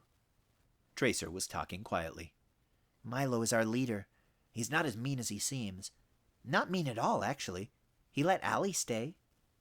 Allie is Ish's twin brother, said Leap. Ish tries to take care of him, but, well, it's hard for them. Caleris is our muscle, said Tracer. He's pretty affable as long as you let him have first turn at the food. It's hard to get enough to eat when you're that big. He's only a yearling. He just looks older. Speaking of food, began Leap, do you want any more? No, said Storm quickly. He followed grudgingly as the two walked over to the corpse. For the first time, he actually looked at the foal who was stripping meat from a hind limb. It was a female. She was painfully thin, worse than the rest. Her movements had a feral quality. And this, said Leap, is Tolly. Tolly looked up, the blood hardly noticeable on her brindled muzzle. Storm thought he could understand her preoccupation with food. Still. How can you do that? He blurted. Didn't you know her? At least I didn't know her. Tolly stood up and licked her jaws. Not very well. But it wouldn't matter if I had. She's just meat now. Like you, like me, like all of us. She rose and stalked away, a little wobbly. I think she's improving, said Tracer with mad cheer. Absolutely, said Leap. We should start sending her to greet new arrivals. Storm looked between them. You're both insane, but extremely good-looking, said Leap, whom Storm suspected would be popular with the females if he ever reached breeding age. And intelligent, said Tracer. And even edible, quipped Leap. Storm laughed. Thank you, he swallowed. No one has ever... Thank you. Chapter 12. At the Top of the Cliffs. Storm could tell that his new clique was still watching him for signs of treachery. After 6 days had passed without any sign of an elder, after the bones of the unfortunate foal had been covered in a fresh layer of snow, after Storm had helped to catch several doves and rabbits, the clique began to relax. Then one day, they took him up the cliffs. It was a dangerous thing to do, though perhaps not so dangerous as eating fallen fairy shaft. Hunting and foraging was said to be better in the woods at the top, and Tracer and Leap assured Storm that the view of the ocean was spectacular. Storm had never seen the ocean, and was skeptical. He imagined something like Shelby Lake from a great height. Stay on the paths we show you, warned Tracer. If you stay on the good paths, you'll be fine. Milo led the way as they started up the trail, picking the best places to walk. Storm felt a growing sense of excitement as the ground fell away beneath them. He could see the boulder mazes much better, and tiny fairy shaft dotting the landscape. The path narrowed, so that they sometimes went single file. The wind became fierce and whipped sand and red dust into their faces as they climbed. At one point, the foals encountered a boulder blocking their way. There was a little room on the outer side, but no one wanted to inch across that narrow ledge with the dizzy drop only a hoof slip away. In the end, They all jumped onto the rock and down the other side, staying as close to the cliff wall as possible. Storm went first, since he was small and less likely to start the boulder rolling. As he scrambled over the rock, he startled some sheep on the far side. For an instant, the animals just looked at Storm. Then Leap clambered over the boulder, and the woolly creatures fled with their tails in the air.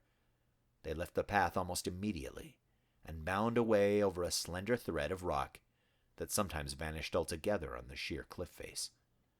Storm stared after them. If only I could have done that when Kelsey chased me. "That is a sheep trail," said Leap behind him. "Colaris's parents died trying to catch game on a trail like that." Storm turned away. Much later, after his eyes had begun to sting with the force of the wind, the group struggled over the lip of the crag. They rested for a moment, looking down over the island. Storm could see all the way across the plain to Chelby Lake, sparkling like the blue eye of a flower. Beyond the plain to his left, he saw Groth, a denser line of green, and the great mountain rising behind it like the head of a snake. To his right, he saw the thick foliage of the southern forests, Cretia territory, and beyond that, more fields like those of his birth, racing away toward the mountain ranges in the south. "Pretty, isn't it?" said Leap. It makes me wish I were a bird, said Storm. "Wait till you see the ocean," grinned Tracer. Storm turned to follow the others away from the red cliffs. "There's a strip of wood here," said Tracer. "It isn't wide. Listen." What is it? asked Storm after a pause. "The sea. It never stands still." I don't understand. Tracer just shook his head. He led Storm through the wood toward the sea cliffs. "Have a look," he said, "and then we can forage." As they emerged from the shadow of the trees, Storm froze. He blinked hard and stared. Tracer laughed. "See? What did I tell you? Look at it! Smell it! Listen to it!" Storm didn't answer for a moment. Water as blue as a summer sky stretched as far as his eyes could see. The restless waves ran up to the sand far below and away again in an endless dance that filled the air with strange music. The salt smell made his nostrils twitch. "Well?" Tracer prodded. There's so much of it, whispered Storm. It's nothing at all like Chelby Lake.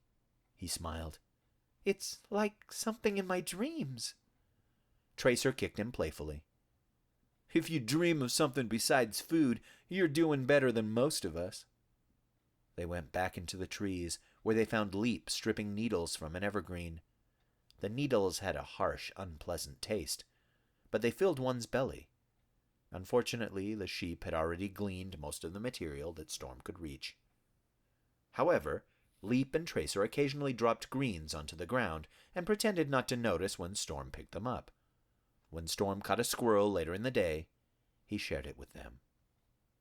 The group browsed until evening, then went to the sea cliffs and watched the sun sink into a haze of brilliant pink. Everyone had found enough food to feel satisfied, and they lay companionably close, sharing each other's warmth as the last hints of evening faded and a full moon rose over the trees.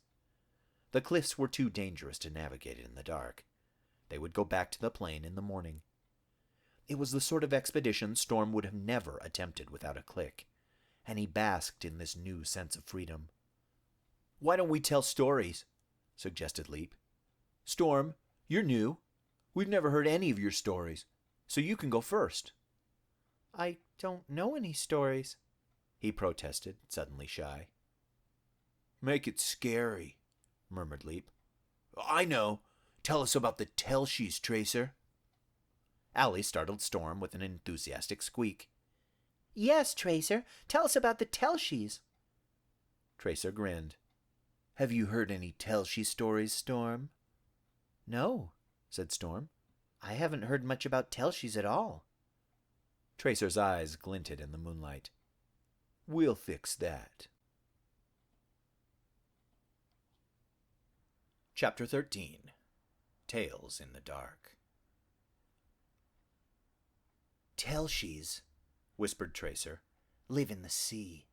They look like snakes with fur, and they're bigger than any other creature alive. Bigger than the Krisha? Asked Storm. Bigger than the Krisha. They have white fur and a face like a seal.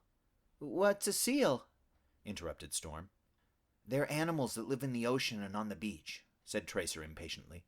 You'll see them when we forage down there. They're a little like big otters. You've seen otters by the lake, right? Yes? All right, like an otter. Telshies have big green eyes, and they can hypnotize you. What is hypnotize? Asked Storm. From the way Tracer said it, he knew it must be something terrible. Hypnosis is when they control your mind, breathed Tracer. They sing at night on the beach, and if they find you, they eat you. Their singing makes your legs stiff and your brain fuzzy, so that they can catch you in their crushing coils. You know what's happening, but you can't move. A chill ran down Storm's spine, a sensation somewhere between fright and pleasure. He watched the others, and from their rapt attention, half smiles and shining eyes, he knew they felt it too. Tracer is making this up, thought Storm, and he sighed with relief. Tracer's eyes narrowed to gleaming slits as he continued. I've even heard that some Telshies are poisonous, so that one bite will kill you on the count of 3 breaths. They have slanted eyes that glow in the dark, and they can see at night. They can see you, but you can't see them. They live mainly in the rocks along the beach, and they only come out at night. Most of them stay in the Geru Vel. Where is that? Asked Storm. The Vel is the only place on the island where a rift cuts all the way through the cliffs to the beach. Actually, it borders on Krisha territory, but there's no need to worry about cats in the Geru Vel. They don't like to go there any more than we do. Some say that Telshies keep their young in vast caverns under the Vel. Some say that they come out at night and wage wars with the Krisha. Sometimes they wander into our territory, and if they find you sleeping... Snap! Tracer brought his jaws together. Allie jumped. Tracer, growled Ishi, either tell your story or let somebody else go before you give us all nightmares. Tracer laughed. I was just trying to explain Telshies to Storm. Now, there once lived a foal named Nithil. He had heard stories about Telshies all his life, but he didn't believe them. His clique argued about it all the time. Finally, Nithil thought of a plan to prove his point. He would take a group of his friends all the way through the Geru Vel at night. The Vel is no wider than the cliff top, so it can be crossed in a short time. We will come out on the other side, and you will see that nothing has harmed us, Nithil said. His friends begged him not to do it, but he wouldn't listen. The next night, he and 4 friends set out across the Geru Vel. The rest of the clique waited on the other side. They'd agreed that if Nithil and company got safely through the Vel, the others would accept their opinion that Telshies did not exist. Time passed, but Nithil's group did not emerge. Maybe they're hiding, said one of the waiting foals, trying to frighten us. Others predicted a cry for help from the Vel, but the night remained quiet. Hours passed, and finally the foals dozed. They woke at dawn and looked at each other, knowing that something terrible must have happened. The clique called for their friends, but no one answered. Finally, they decided to go back over the cliffs and follow Nithil's path into the Vel. Perhaps a tide pool had trapped their friends. Perhaps they had gotten lost. Telshies don't come out in daylight, they reasoned. The clique did not have to go far into the Vel.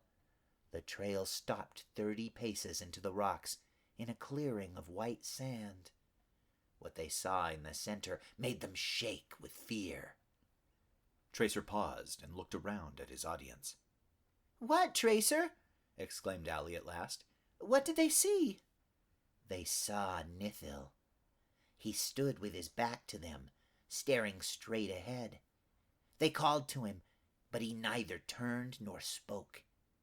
When they moved in front of him, they saw that his eyes were fixed and glassy. They also saw 4 long brownish objects lying around him on the ground. They were fairy shaft tails, all that remained of Nithil's companions. The sand was perfectly smooth, with no trace of blood or a struggle. One of the bravest foals ventured to approach Nithil and touch noses with him, but he was dead, stone cold, standing on his feet. Eventually they all stole away with their tails between their legs. And that is why, whenever a Telshi kills a fairy shaft, he leaves behind the tail as a warning to those who doubt his existence. A dramatic hush followed, and several foals shivered. Tracer opened his mouth again, but Milo interrupted. Who wants to go next? The foals shifted their hooves. They cleared their throats and shook their heads. Finally, Leap spoke. Something funny happened to me last spring when I have a scary story. Everyone looked at Tolly. It was the first time Storm had heard her speak since the day he arrived. Oh, well, began Leap. You wanted a scary story, right? Tolly was glaring at Tracer, who sunk down a little against Storm. Once upon a time, there was a foal who lived with her mother and father by Shelby Lake. But then the winter came. During the first blizzard of the season, her father slipped on the ice while trying to get a cave for shelter. He broke his leg, so he couldn't forage properly, but his mate and his daughter kept trying to feed him.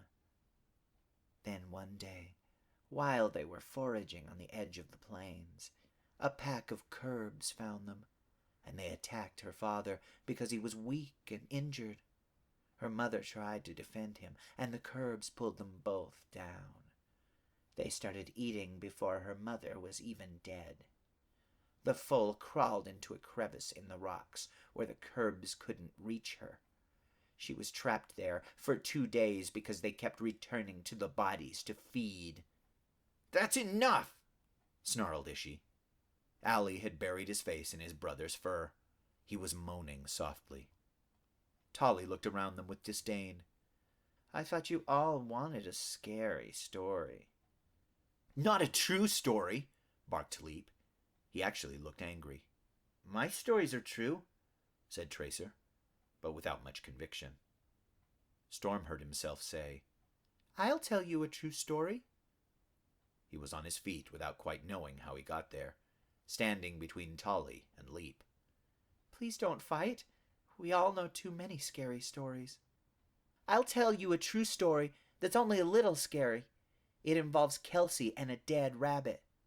Does anyone want to hear it? He was extremely relieved when they did. Chapter 14. Various Kinds of Traps. The foals rose at dawn and spent the morning foraging, intending to start down the cliffs in the afternoon. Storm had more than a few questions from the night before, but he waited until he and Tracer and Leap had wandered a little away from the others. Finally he said, If Tolly's parents died near the beginning of winter, what has she been doing between then and joining your clique? Same thing you've been doing, I expect, said Leap without turning from the tree he was stripping.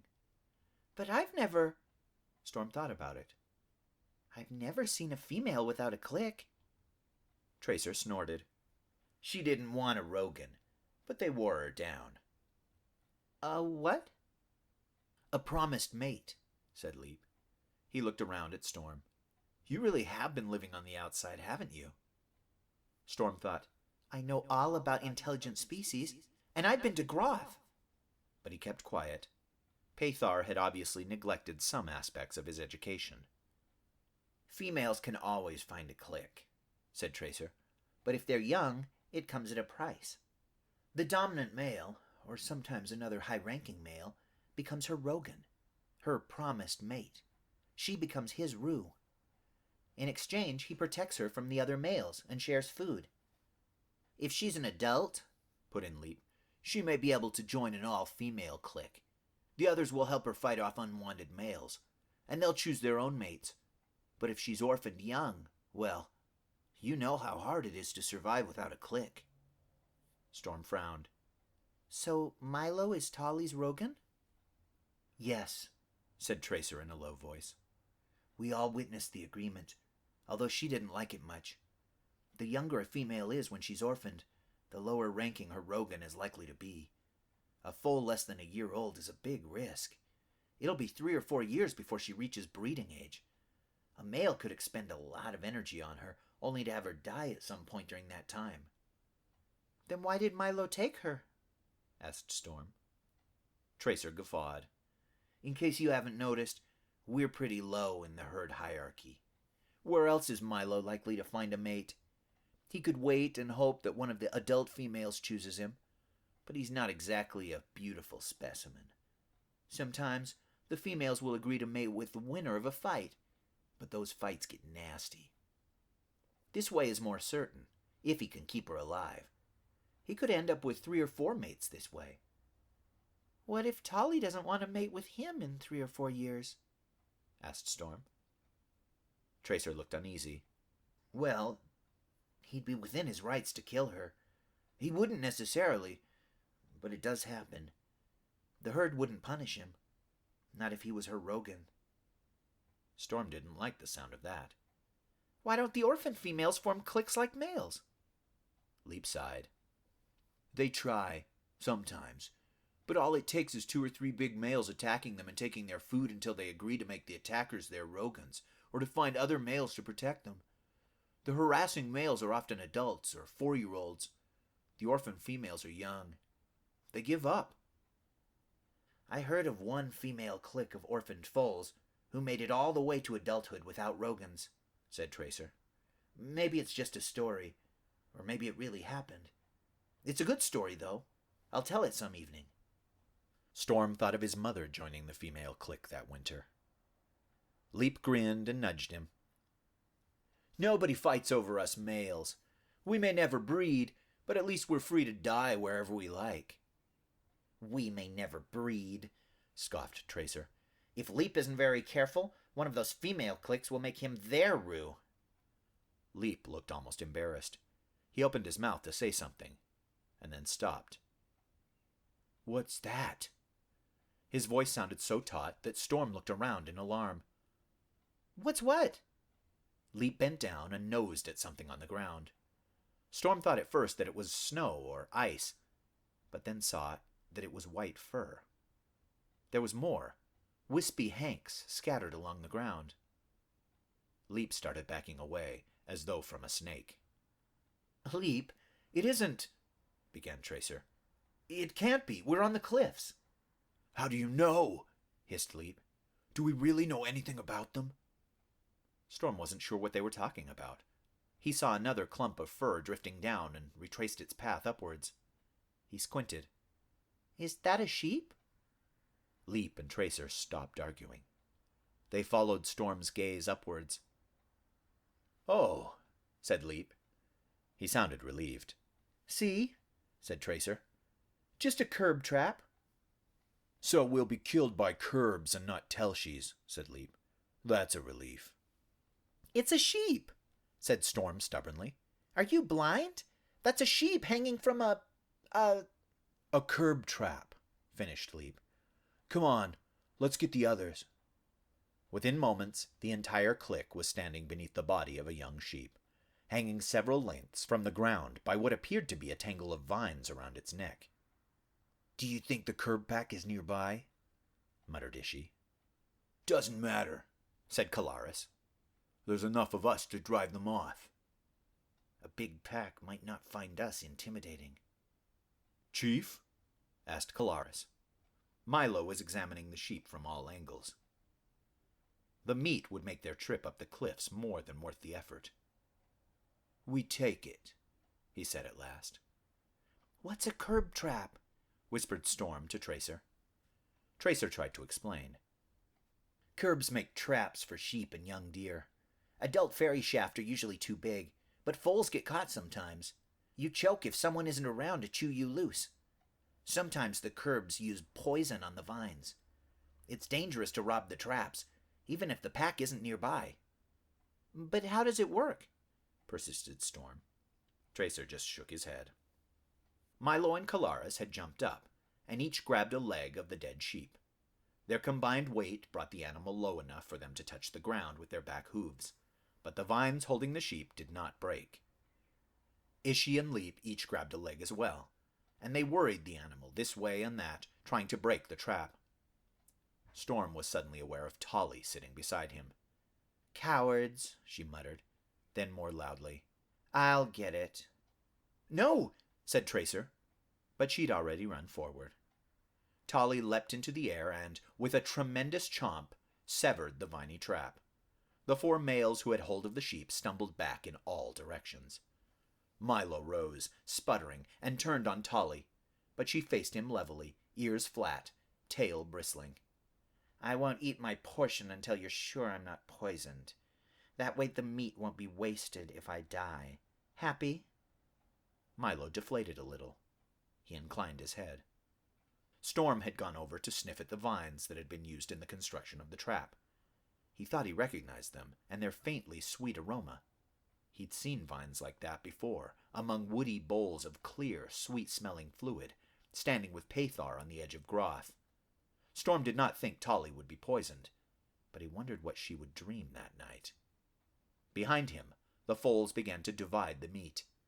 He heard Tracer say, Don't leave Storm out. He's the one who spotted it, and smiled. He stood up and turned, but almost tripped when he took a step. Looking down, Storm saw a tendril of vine wound around his foot. He shook it loose as though stung, and then stood staring at it. He tried to convince himself that he'd snagged it with his own clumsiness, but he knew that wasn't true. The fur on his neck prickled, and Storm looked up to see Tolly some distance away, watching him.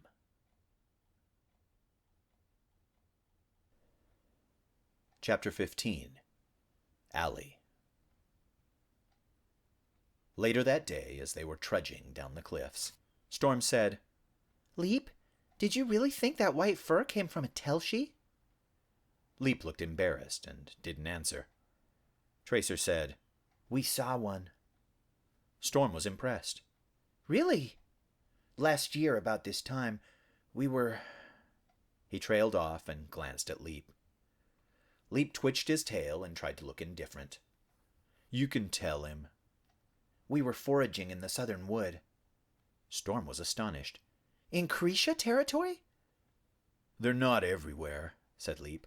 I've never seen them except when they're attacking the herd. We were orphaned in the same raid, Tracer tried to explain. So we stuck together. We hadn't found a clique then, so we were desperate, and there's good foraging across the river if you're brave. But you don't go over there anymore, said Storm. Leap shook his head. We passed the Garuvel one evening. It's less than a day's journey from the river, and we heard singing. It's not really singing, said Tracer. It's a sort of rising and falling hum. It sounded very close. He shuddered. You can't tell what direction it's coming from, said Leap. I think that's why they do it, to panic their prey. Well, we panicked anyway, said Tracer. We ran among the rocks, but instead of getting away from it, we ran right into it. Only it wasn't singing for us. It had caught a Krisha, said Leap in a low voice. It hadn't seen us, and we were too scared to move. The cat was fighting, but the Telshi had it mostly wrapped up in its coils. Then it started to squeeze. Tracer made a face. I almost felt sorry for the cat. I vomited, and that was noisy. The Telshi looked around and saw us. It had blue eyes, said Leap. Very big blue eyes, not green like in your stories. Tracer shuddered. Who cares what color eyes it had? We didn't stop running until we crossed the river. We found Milo and Calaris not long after that. We never went back into the forest. Storm considered this. Why didn't you tell that story to the others up on the cliff? It's a lot scarier. Leap scowled. Why don't we tell stories about Cretia raids? Why don't we tell stories about losing our parents? Storm, if you don't understand that, then you don't understand anything. He trotted on ahead, and Storm felt small and foolish. Don't let him bother you, said Tracer. The beginning of last winter was a bad time. He doesn't like thinking about it. Storm looked out over the island. No, he's right. I don't understand anything. Storm half hoped to see a Telshi that winter, but he didn't. He did journey up the cliffs half a dozen times with his clique, and even descended twice to the beach, where they spotted a few seals and devoured strange, crunchy animals from the tide pools. It was an odd period for Storm, a period of cold and hunger, but also of friendship and belonging. He had a place in the world, and he was content. His mother seemed proud of him, though he visited her rarely so that she did not feel compelled to give him food. He did not visit Pathar at all for the rest of the winter, as he did not wish to be suspected of betraying his friends for their brief act of cannibalism. Towards the end of winter, they did find and eat one more dead foal. Storm could not see the harm. They'd caught no game for 3 days and were very hungry. The foal had obviously died of starvation. Storm chewed on a piece of the ropey meat, but it was sour on his tongue. He swallowed it almost whole and let the others finish. He needed less food than most of them, one advantage of being small. Everyone said that this was the hardest time of year, right after everything had been eaten and right before the grass started to grow. The ferry shaft herd had traversed the length of the cliffs twice, and now they were going over the ground a third time, heading away from the river. The snow was already beginning to melt, and the ice had become unsafe to play on. Everyone said the grass would come soon. One ill-fated day, Milo's clique made the dangerous trek to the top of the red cliffs to search for food. Even this area had been well picked over, and the foals spread out among the trees, consuming everything within reach. Storm was stripping bark from a low branch when he heard someone shouting from the direction of the sea cliffs. He moved toward the sound, and soon emerged from the trees. Grass. Little Allie had found some of the first tender blades in a tiny patch of dirt between the woods and the rocks. Storm was impressed that he'd called the others to share his prize, rather than eating it quietly by himself. None of them had eaten fresh grass since summer, and they came running. The patch was not large, but there was enough for all to have half a dozen mouthfuls of the sweet, tender stems. However, the youngsters had not eaten a quarter of the patch before Ishi glanced up and went rigid. He snorted, and all the foals followed his gaze to the edge of the trees, where another group of young fairy shaft had appeared. Storm recognized Kelsey at once. He had not seen his old opponent since he'd joined Milo's clique. Seeing him now made Storm feel a little queasy. He couldn't help eyeing all available escape routes.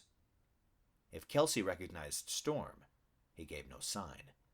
The other clique's wishes were obvious, and Storm knew what Kelsey would say before he even opened his mouth. I believe that you're eating our grass. Grass belongs to anyone who finds it. Milo spoke without conviction, and Storm could tell from his stance that he did not intend to fight. Yes, and we just found it. We outrank you and outnumber you, and we can outfight you. Don't make this ugly orphan. For an instant, Milo hesitated, and Storm could see that he would very much like to fight Kelsey. But Milo is no fool. He tossed his ragged ears and turned away. Come, friends. There will be other grass.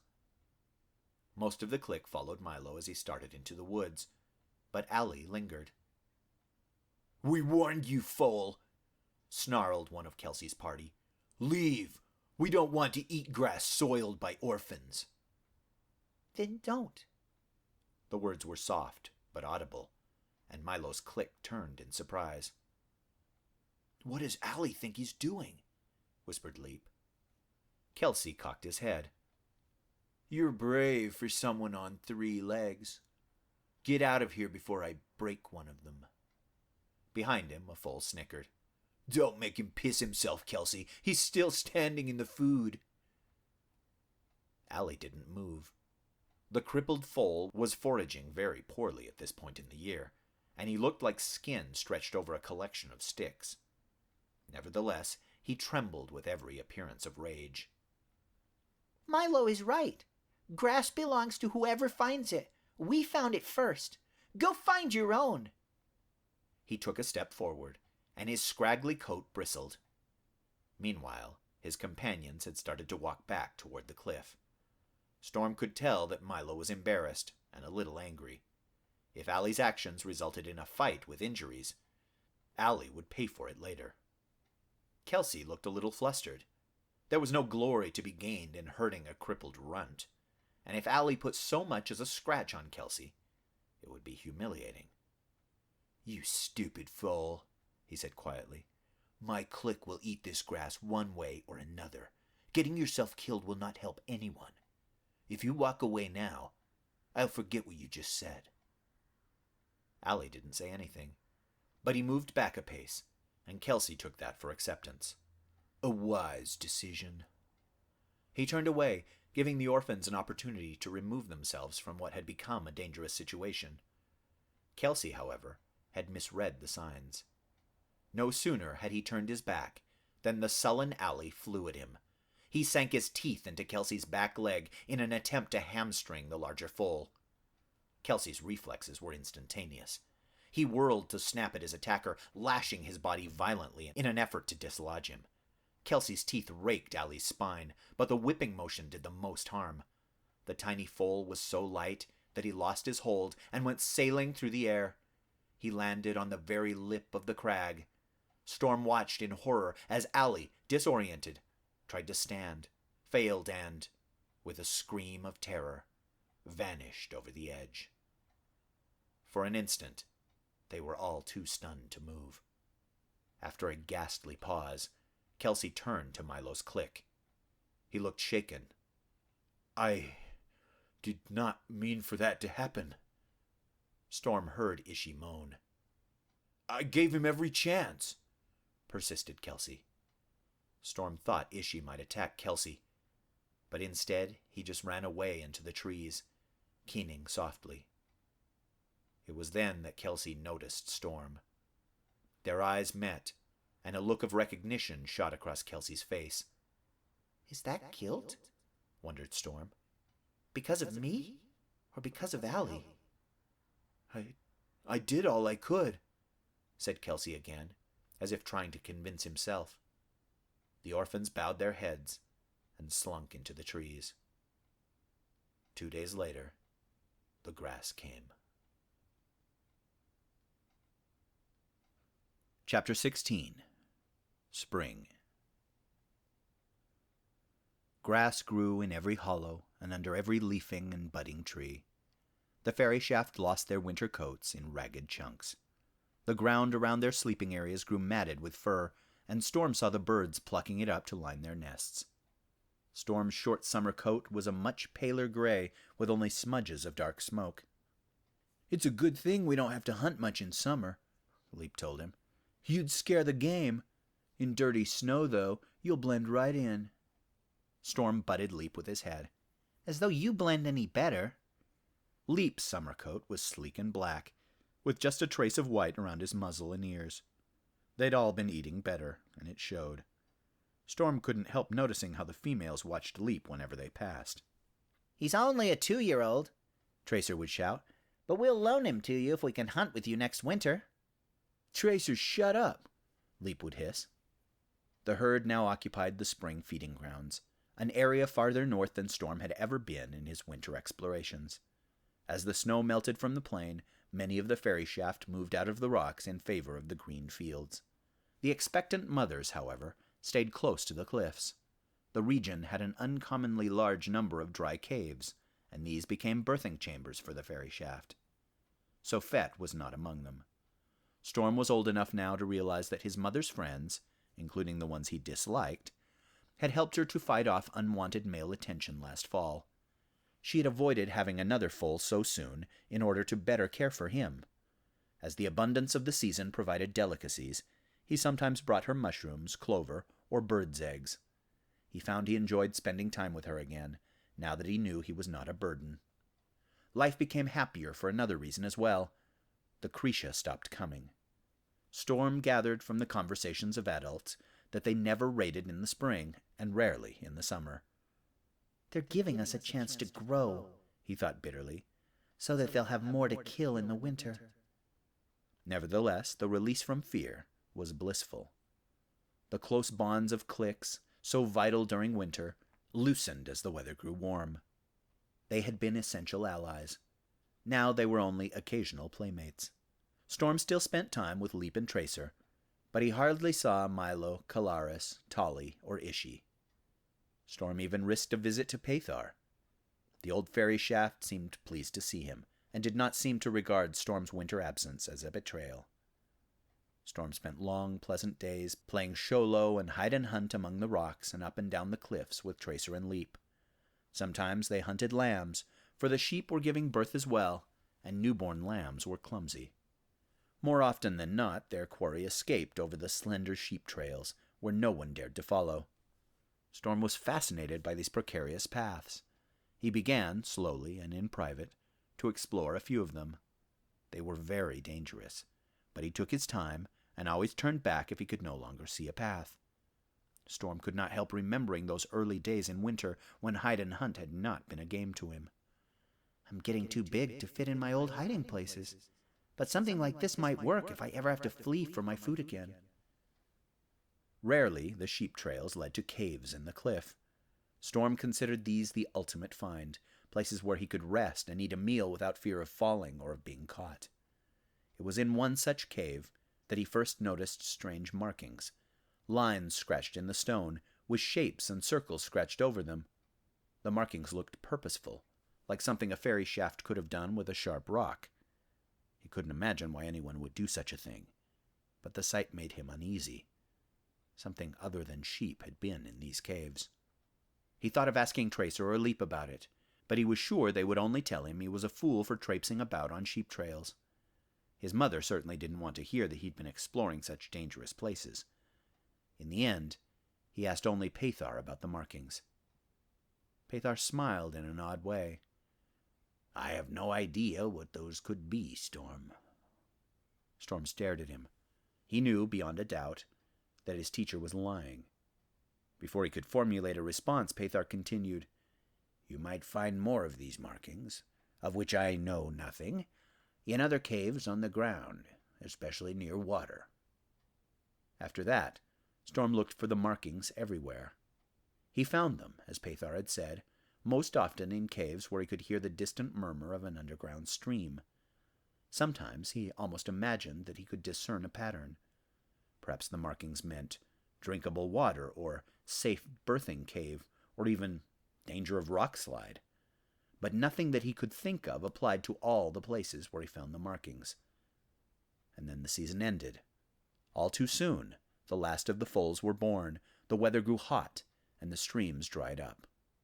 Water became scarce, and finally word trickled through the herd that Charter, their leader, had judged the time was right to move to Chelby Lake. Chapter 17. A Narrow Escape.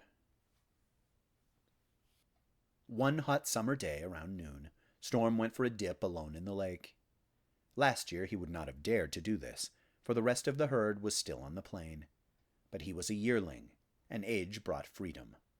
He stood blinking in the belly-deep water, his hooves half sunk in mud, thinking about nothing in particular. A voice startled him. Storm, do you know what the curb trap was made of? Storm turned towards the bank. He was further surprised to see Tolly. I've never seen vines like that before, she continued, not quite looking at him. I thought I might see them at the spring feeding grounds. I was too young to remember that sort of thing last year. But they weren't there, and there's nothing like them here. You, she faltered, you sniffed them afterwards like you knew. Storm cocked his head. You've been wondering about that all this time? He slogged up the bank and shook himself. Tully backed away from the spray of water. They're from Groth, he said. She looked at him blankly. The forest on the edge of the plain to the north. The herd never goes near it, but Pathar took me once. It eats things. He could tell she did not understand. The plants. They don't look like anything you've ever seen. They... A thought occurred to him. You were watching me when I sniffed the curb trap that day on the cliffs? Yes. Storm took a deep breath. Did it move? Tolly hesitated. Yes. Storm sat back. It wrapped around my hoof, didn't it? Yes. It looked reflexive, like a branch springing back when you press it to the ground. It didn't look alive. Storm thought about that. Tolly turned away. Storm called after her. Tolly, you're not going, are you? She looked back at him. Going where? Storm thought she sounded too casual. You are, aren't you? You're going to have a look at Croth. Tolly didn't say anything. It'll be my fault when she doesn't come back. Let me go with you. Her ears flattened, but he kept talking. It's a day's journey, and I've been there before. He thought of Pathar stumbling through the wood, calling to ghosts that only he could see. Please don't go alone. Tolly looked non-committal. Tomorrow morning, said Storm desperately. You're sleeping near Milo and Calaris, right? I'll come and get you. We'll be gone for 2 days. Will Milo care? No, said Tolly. Well then, we'll go. And if you change your mind by tomorrow, all the better. She did not change her mind. In fact, she was gone when Storm arrived in the misty dawn of the next day. He found the flattened grass where she'd been sleeping, and didn't bother to wake Milo or Calaris. The scent was fresh enough to imply that she'd lain down that night, but the spot was cold. She'd been gone for some time. Storm used a few of the curse words he'd learned from Tracer as he hurried away along her trail. He'd gotten much better at tracking since he'd been running with Milo's clique. Ishii and Tracer were both better than Storm, but he could follow a fresh trail.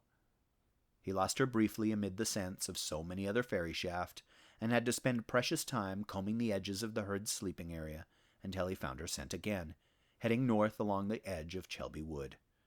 She crossed a stream, and Storm lost her again.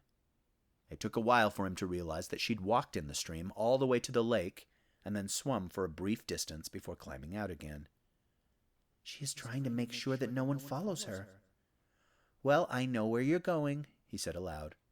Muddy the trail all you like, I'll still find you. Why does she want to go to Groth? Why alone? He thought of the way she'd bitten the curb trap when she knew it might be poisoned. He shivered. The sun rose and made the grass grow golden. Storm was reminded of coming this way with Pathar. What an adventure it had seemed. Now he just felt worried. His mood did not improve when, about mid-morning, he looked back and saw a collection of black dots on the distant plain behind him. He thought he knew what they were. Curbs. He'd seen one last year. Probably. Only then he was too young to know his danger. Storm abandoned Tolly's trail through the grass and moved into Chelby Wood. The going was slower beneath the trees, among roots and through underbrush, but he thought it was possible that the Curbs had not seen him, and he wanted to keep it that way. He regretted his decision when he emerged from the wood around noon. The shapes were much closer. He could count 6 of them, and he could even make out individual legs and bushy tails. Only a small pack, Storm told himself. They had clearly elected to stay with Tolly's scent trail rather than following Storm's trail into the trees. This had allowed them to close much of the distance while he was moving more slowly through the wood. I'm doing everything wrong today. There seemed to be no point in going back into the trees. If he could see them clearly, they could see him.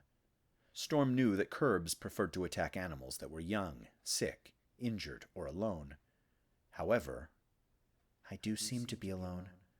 Tolly has probably already gotten herself eaten. By size, and at a distance, Storm might even be mistaken for a young foal, one of those born that year by the cliffs. They're hunting me, he realized, and felt a stab of panic. Storm started to run. He ran and did not look back as the sun passed its zenith. He had no idea whether he was still following Tolly's trail. In the hottest part of the day, as the sun was starting down the sky, he pulled up, panting, and allowed himself a backwards glance. To his horror, the curbs were closer. Much closer. They would be on him in moments if he did not move. Storm started away again, and then hesitated. This isn't working. He remembered Pathar teaching him to turn on the ice instead of running in a straight line. Not outrun, outmaneuver. Storm felt like a fool. He'd been doing just that, panicking, trying to outdistance his pursuers in plain sight without a plan. Dare I go back into the trees? The trees had slowed him before and allowed the curbs to catch up. What about the lake? Would they follow me if I tried to swim away? Storm wasn't sure, but it was a better plan than letting them catch him in the open. However, he didn't think he had enough of a lead to reach the water. He'd been afraid to leave the edge of the trees because they offered some cover, but Storm veered straight away onto the open plain. He did not know this area at all, but he did know something about the plain. I saw a curb disappear out here last year. Let's see if I can make it happen again. The grass was tall farther away from the trees, tall enough to crouch down and hide, but that wouldn't help with the curbs on his scent trail. However, they're hunting by sight, Storm realized. They can run faster when they don't have to follow a scent. I've been providing them a quarry that they can see. The ground began to slope gently down, and he felt a thrill. When he looked back, he could no longer see the curbs. I'm in a trough. They're still very close. I just can't see them, and they can't see me. Storm changed directions, angling back south towards the herd, and possibly towards the curbs. He'd never once run in that direction all day, and he didn't think the curbs would expect it. He ran as hard as he could, using precious energy, but this time it would not be wasted. They will be slower, following the scent, and I will be faster. I will get a better lead. Storm made a broad loop, hoping that they wouldn't guess he was headed back towards the lake. He was sure his lead had improved, or at least not worsened.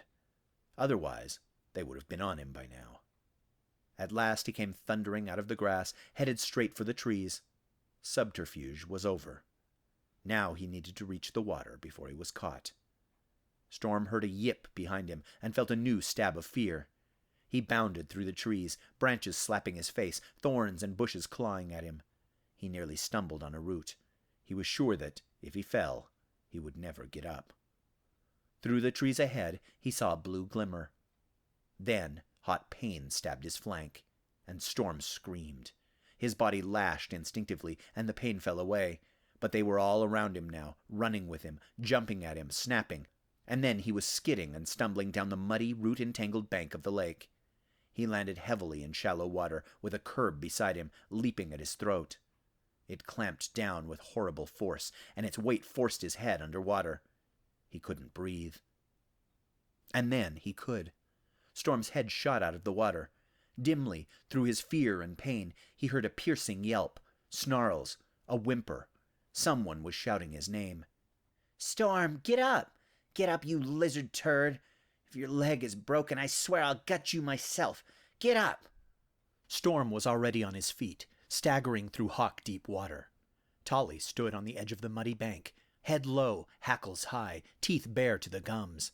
She was snapping and darting at 3 curbs. The body of a 4th lay sprawled at the base of the bank. Another curb leapt at Storm. This time he reared back, and his lashing hoof caught it a glancing blow. The animal yelped. Before it could get its balance, Storm brought both front hooves down on its head and back, driving it deep into the muddy water. He felt the animal struggling and applied all his weight. A moment later, it was still. When Storm looked back to the top of the bank, Tolly was standing there alone, panting. Are they gone? Storm managed between gasps. Think so, she said.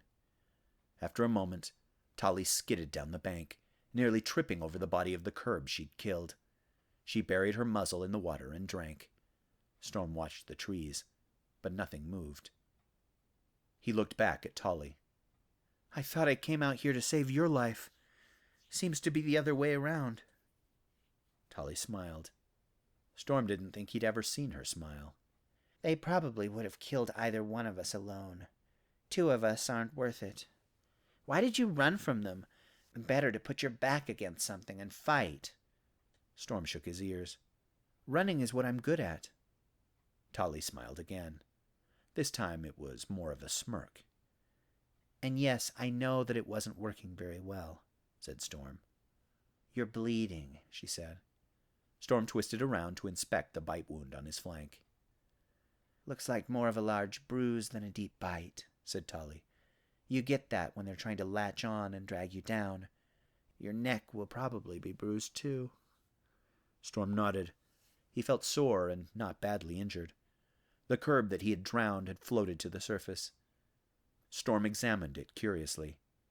The animal did look superficially like a fox, but it was much bigger, almost as tall as Storm, and it had stripes along its lower back. Its short tan and black fur covered lean muscles. It looked rugged and fierce, even floating dead in the water. Tolly nosed around her own kill, then clambered up the bank. Storm saw that she'd hamstrung the curb. From the way it was lying, he guessed that she'd then broken its back. It had no other wounds. A very neat kill. Storm was impressed. They moved through the wood until they found a patch of nut-bearing trees. They proceeded to comb over the ground for the rich, flavorful nuts. Did you see Groth? Asked Storm as they ate. Yes. He felt relieved. I thought maybe you wanted to walk away in there. She twitched her tail. I thought about it. Why? You wouldn't understand. Storm frowned. Is Milo unkind? Tolly laughed. No, I chose Milo because he wasn't asking. She glanced at Storm sidelong. But you didn't have to join a clique at all. You were doing fine on your own. Storm shook his ears. Because I'm good at running away. He had a flash of insight. But you never ran, did you? You fought. Tolly said nothing. Storm remembered how ragged she'd looked the first time he'd seen her. He'd thought it was just malnutrition. But maybe not. Maybe she had a lot of scars under that glossy summer coat. You can run from a whole clique, said Storm. But it's pretty hard to fight all of them, even if you're good at it. Storm remembered what Tolly had said on the cliff before she'd bitten through the curb trap. The contempt in her voice as she'd said, "Cowards." The ones who harassed you before you joined Milo's clique? Said Storm slowly. They were attacking you for different reasons than they were attacking me. I made myself inconvenient, so they stopped. They would never have stopped with you. You did the right thing, joining a clique, asking Milo to be your Rogan. It wasn't just foes, said Tolly quietly. Adult males, too. The ones who didn't feel they could attract a willing mate. Storm didn't know what to say, so he chewed on a nut. Finally he said, I'm glad you didn't walk off into Groth. You didn't drink the water in the bowls, did you? Tolly looked at him curiously. No, I wanted to. It smelled so nice, but I thought it might be poison. It is, sort of. What is that supposed to mean? Storm squirmed. Pathar said that animals drink the water and crawl into the bowls and drown. But he also said that if you drink, you dream the future. Storm didn't feel the need to explain that Pathar had given a demonstration. Tolly stopped eating. She was very still for a moment. After the curb trap, for a few days, I had strange dreams. Oh? Yes, the forest, Groth.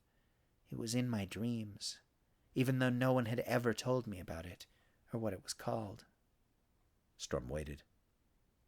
Tolly shook her head. There was a blue stone, a black Krisha with glowing green eyes, a Telshi, and you. Me? Storm was surprised. Yes. Tolly did not meet his eyes. In the dream, you were running away into Groth. Only I didn't know what it was called until now. Storm felt a chill. I don't believe in dreams. He spoke without much conviction. Tolly smiled. Me neither. Storm laughed shakily.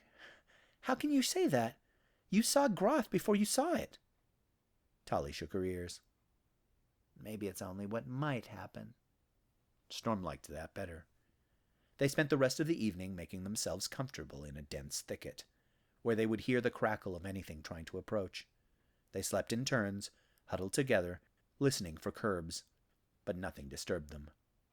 By the next day, they had rejoined the ferry shaft herd. Chapter 18. 1,000 Faces. Storm saw no more curbs that summer, nor did he travel to Groth again.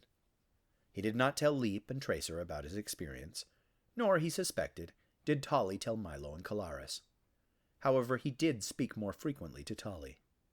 As the summer wound down, they developed a genuine friendship. This provoked a certain amount of teasing from Tracer and Leap, especially as the fall season brought mating to the front of everyone's minds. Better watch out, said Tracer. You'll be fighting Milo for her.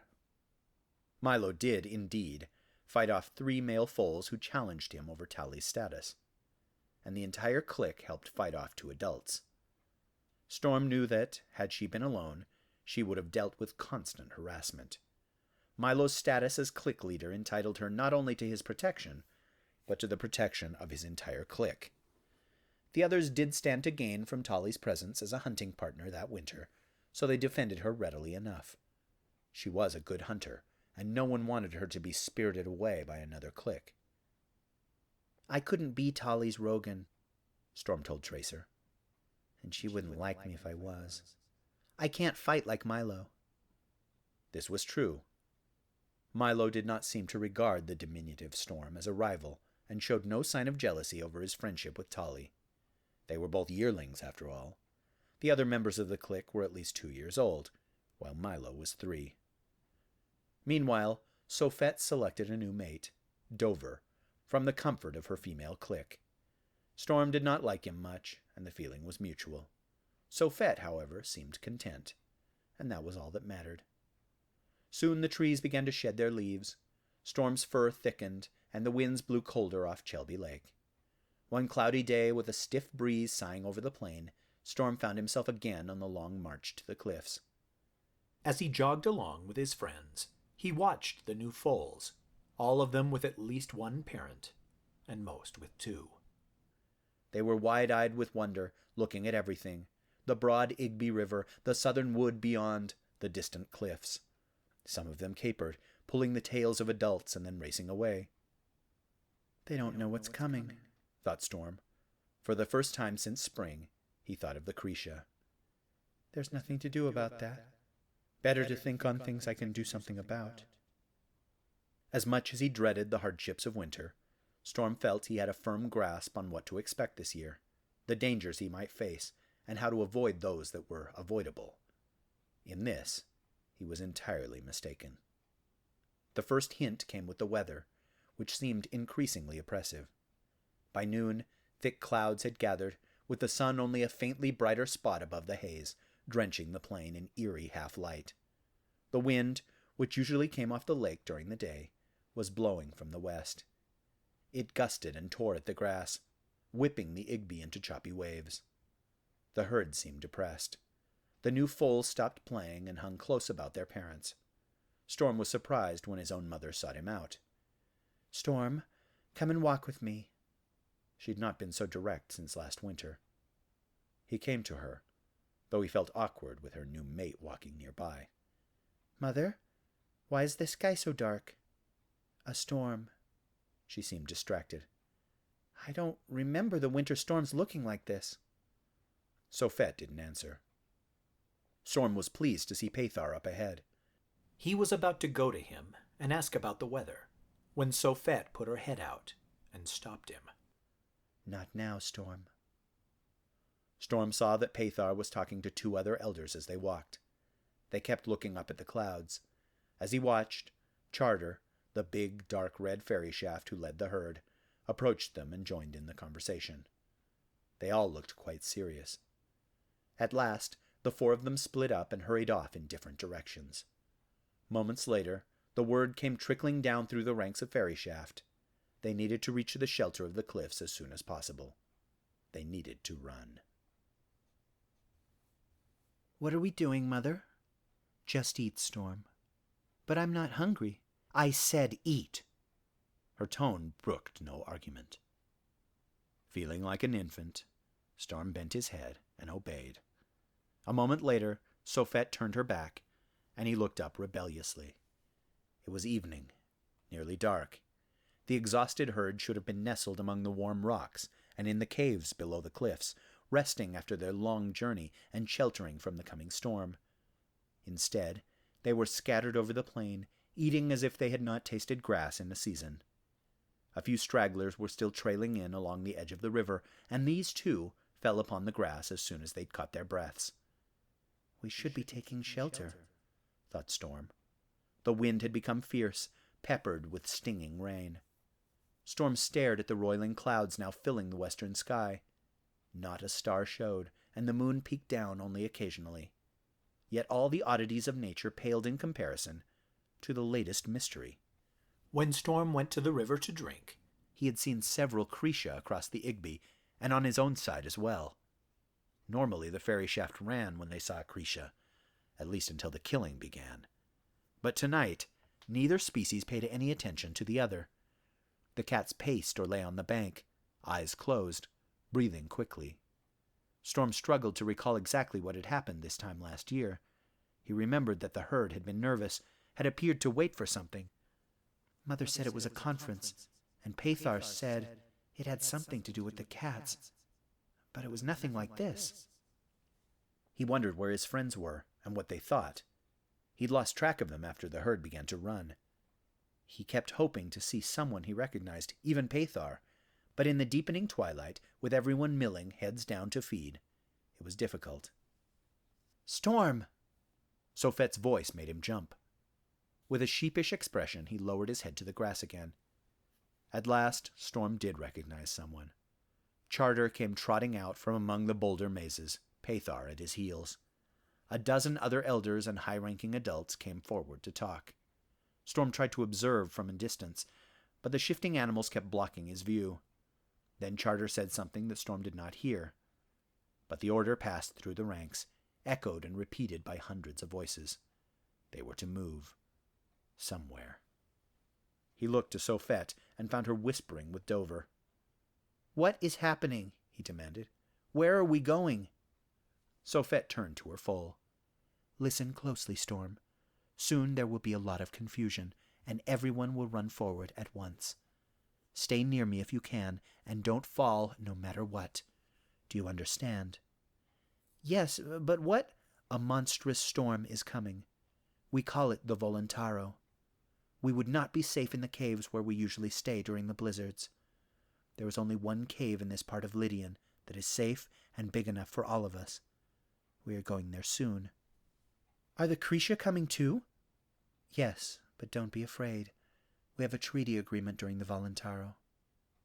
"Then this happens often?" "There is a chance of a Voluntaro every year." At that moment, the fairy shaft herd surged towards the cliff. Storm understood his mother's warning immediately. The animals ran fast and close together. A small fairy shaft might easily have been trampled.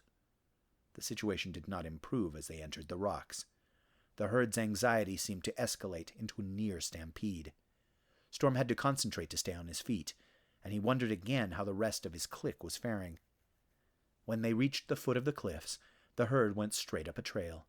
Storm had never used this path himself, although he had seen it. Tracer had told him that the path led to a stone bridge that spanned the Geru Vel, and the clique avoided anything to do with the Vel. The path was broader than he'd imagined, with room for at least 6 fairy shaft to walk abreast. Up the cliffs they galloped, rising higher and higher, and all the while moving steadily south towards the Igby. They passed over the river, where it spilled out of the cliff below. The banks seemed deserted, the surrounding plain very dark. The wind was making an appalling shriek among the rocks. Soon, Storm noticed that the animals ahead were muttering and snapping at each other, crowding more closely together.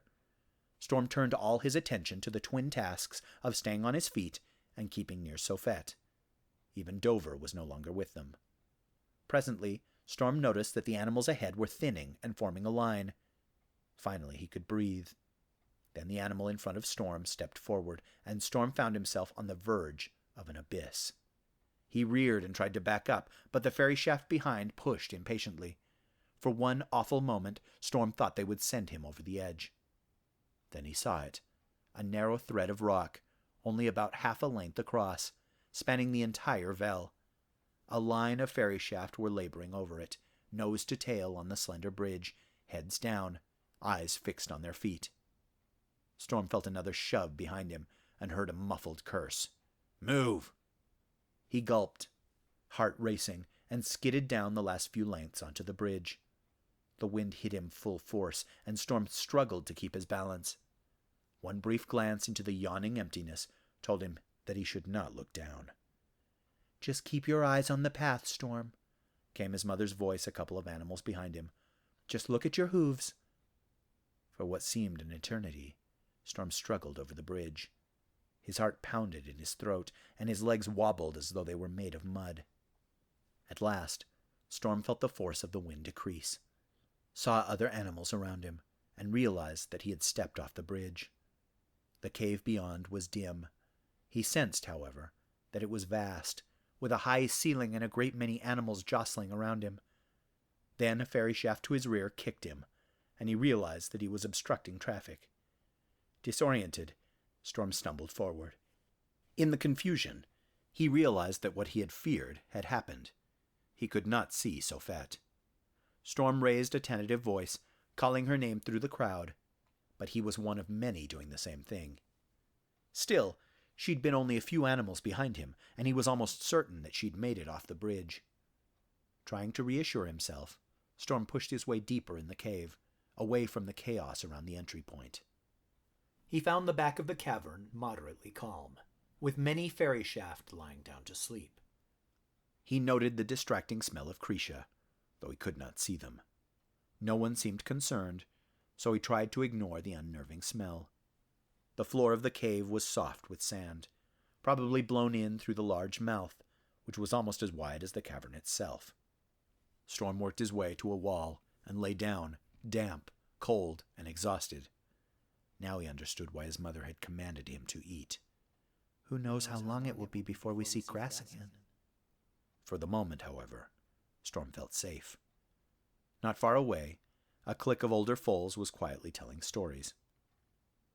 Storm couldn't understand the words, but he felt comforted by their cheerful tone. Lulled by the patter of rain and the soft breathing of resting animals, Storm began to doze. Somewhere nearby, a mother fairy shaft sang softly to her foal. "Chase me if you must, catch me if you can, but never, never think that you can kill me. I have 1,000 faces." It was an old lullaby that Storm had heard times beyond counting. The tune was so familiar that he hardly thought about the words. They ran round and round in his head as he drifted off to sleep. 1,000 faces. 1,000 faces. We have 1,000 faces. Chapter 19. A Line in Stone. In his dream, he saw her running, that foal who had not yet seen the end of her first winter, and never would. The Cretia pursued her, muscles bunching and stretching beneath sleek, dark fur. As Storm watched, the foal spun on the ice to confront her pursuer. Storm saw her face. Tolly's face. "No!" he shouted. "Run! Don't fight! You can't win! Run!" But she jumped at the cat, snarling, and there was a slash of claws and a scream, and entrails steaming on the ice. The cat turned to Storm and roared. The noise was horrible, so loud that it didn't even sound like an animal. Storm ran, but he knew he couldn't escape. The roaring grew louder. Then someone kicked him. Storm opened his eyes and looked up at a glaring adult fairy shaft. Stop kicking, she hissed. Storm realized that he'd been running in his sleep. Sorry, he stammered. It's the smell. The cats. She huffed and lay back down. Storm had to raise his voice to be heard, and he realized that the roaring in his dream was real. The wind was screaming among the rocks outside, but apart from that came a howling, rumbling noise that grew louder by the moment. The Voluntaro.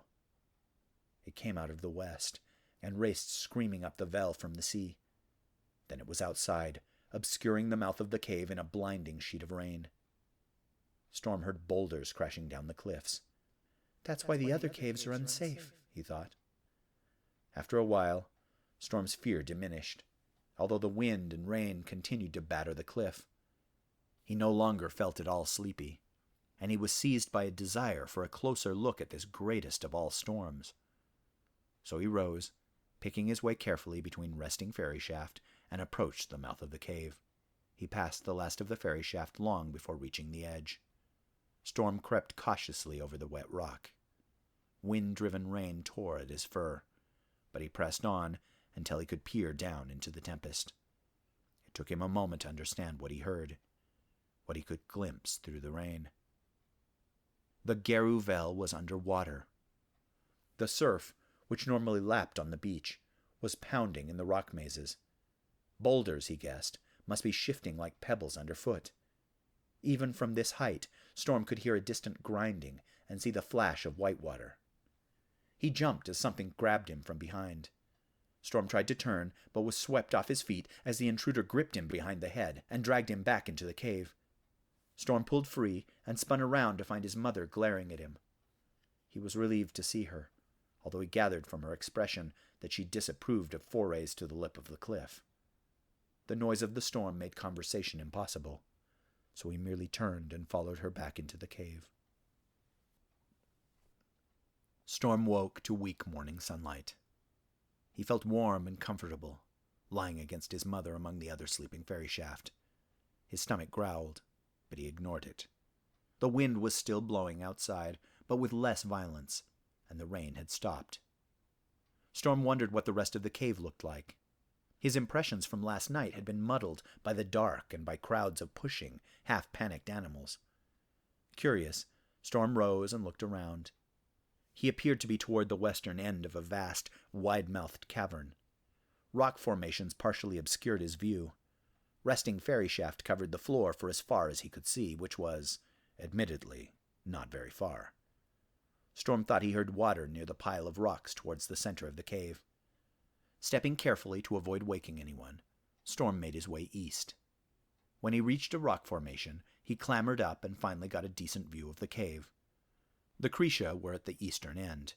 He could see the brindled brown and black and gold of their coats covering the cave floor in that direction. Very near the center of the cave mouth, he could see the bridge. Towards the ferry shaft side of the bridge, a shallow stream crossed the cave floor. He must have splashed through it last night, and probably hadn't noticed, as wet as he'd already been. He did not see any ferry shaft beyond the stream now. However, he also saw no sign of violence, nor did he smell any blood. As he watched, a ferry shaft approached the stream and drank before moving away. It must be safe. Still moving cautiously, Storm climbed to the ground and picked his way through the ferry shaft herd until he reached the stream. The cave floor was uneven, and he couldn't actually see any of the resting Krisha from the spot where he chose to drink. He found that he was quite thirsty after the previous day's exertions. The stream was little more than a shallow sheet of water running over stone, and Storm had to lap at it for some moments to get an adequate drink. When he raised his head, he was surprised to see movement about 20 paces away on the far side of the stream. A small animal seemed to be staggering around on the ground. Storm reared up on his hind legs to get a better view. It looked like a rock rat, possibly sick or injured. Storm's stomach rumbled, and he had to swallow his saliva. He hadn't expected to find any food in the cave. He put a foot in the stream. "Don't go over there." Storm turned to see an adult ferry shaft, a stranger to him, bending to drink. "They're just trying to trick you," said the stranger without looking at him. "This is our side. Stay here. Storm sat down in surprise. After a moment, a small Krisha slunk out of the rocks. Storm was even more surprised. It was a cub, standing no higher than Storm's own shoulder. Still, it could easily have killed him. The cub scooped up its prey and sat watching the two-fairy shaft, the injured rat still squirming in its jaws. See, said the adult, they play this game with new foals, or young adults who've never been through a voluntaro before. Storm stared at the adult. That cub would have killed me if I'd gone for the rat? The adult just looked at him as though he were an infant. But why won't they come after us over here? Persisted Storm. That's the treaty, said the adult simply. This is our side. That is the agreement. He turned and walked back toward the herd. Storm remained by the stream a little longer, but the cub was leering at him in a way that made his skin prickle. To his consternation, the cub started down towards the stream as if to drink. Storm backed off and made to leave. However, just as he was turning away, something caught his attention. On the lip of the rise behind the stream, just on the edge of his line of sight, he saw a tall stone with a relatively flat face. On this surface, someone had scratched an enormous stick shape. Storm blinked hard. It was exactly the sort of shape that he'd been finding in the caves by the spring feeding grounds. He'd never seen such a large one in such an open place. Storm glanced at the cub. He was almost certain now that she was female. She'd set the rat on the ground, still half alive, and was lapping water as though Storm were not present. Feeling suddenly bold, he said, "Do you know what that marking is on the rock in the center of the cave?" She glanced up with a look of surprise. There was a long pause. Finally, her mouth twitched. "Come over here, and I'll tell you." Her speech was slow and heavily accented, but Storm could understand. It was the first time he'd ever understood something Akrisha had said. Storm bristled. "You already have enough to eat." The cat yawned, showing all her teeth. "Just we'll never really have enough." "You don't kill us because you need to eat." The cub watched him. "Maybe not. Not always." "Why then?" She licked her lips and looked away. "You'd better stay on your side of the stream, little fairy shaft. My father is hungry, and a rat won't satisfy him."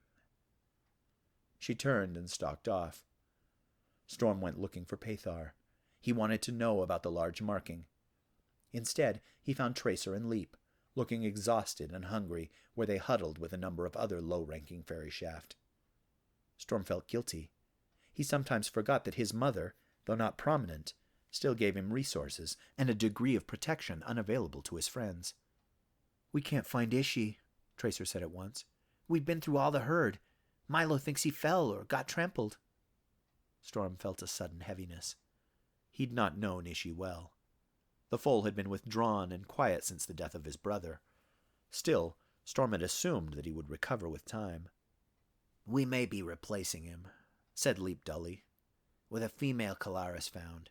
Her father died last winter before she was born, and she hasn't found her mother since the initial rush to the cave. She asked Kalaris to be her Rogan. He's already fought off 2 other males and is about to engage a 3rd. Milo is helping him." Leap made a vague gesture towards the distant cave wall. "What have you been up to?"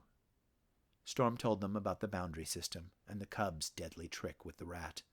He did not try to explain the strange marking and how it reminded him of others he'd seen last spring. Tracer's eyes widened. "Well, that's good to know. I was about to get a drink." He shuddered. "Maybe I'll just wait. I heard an elder saying that we may leave soon, if they decide that the storm is really over." The Krisha left the cave that evening, filing out in a long line into the fading light. Most of the fairy shaft had moved to the back of the cave to be well out of the way.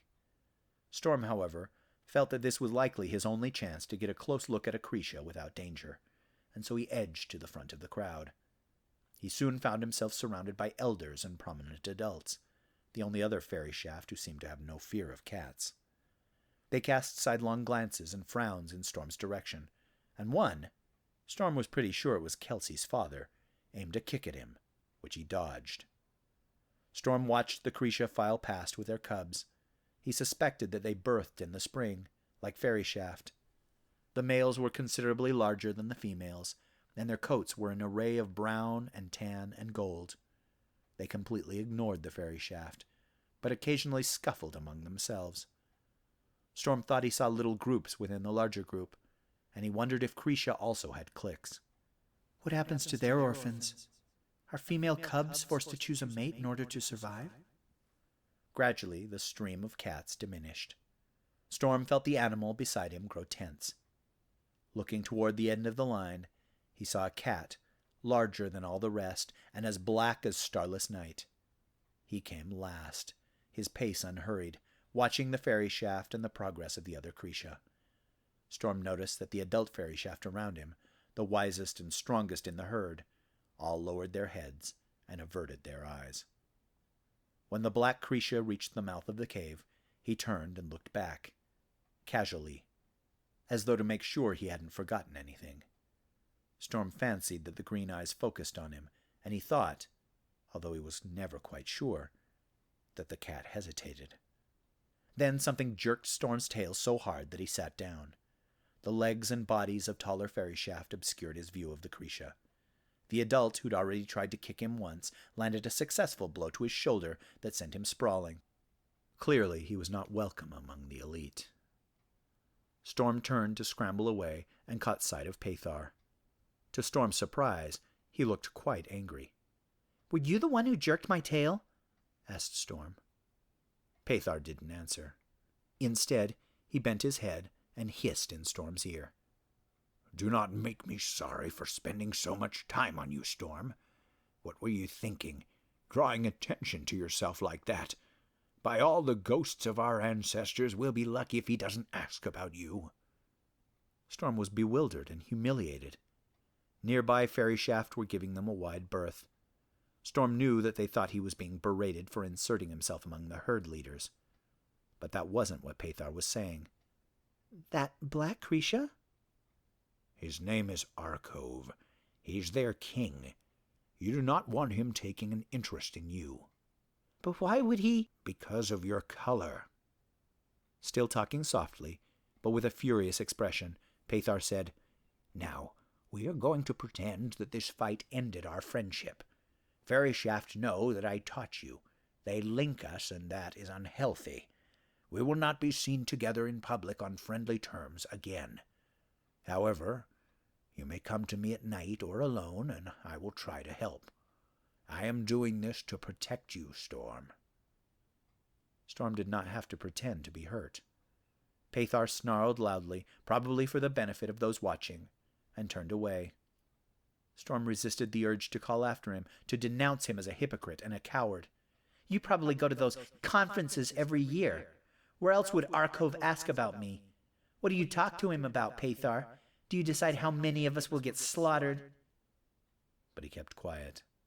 He wanted to believe that his old teacher cared about him, and really was trying to protect him. To get his mind off it, Storm went to get a better look at the stone with the strange marking, now that the eastern end of the cave was free of Krisha. He soon realized that the Krisha side was substantially larger. It also included an area where bats nested, and a colony of rock rats that appeared to live on the insects attracted by the bats' dung. These things constituted a food source, which was absent from the Fairy Shaft side of the cave.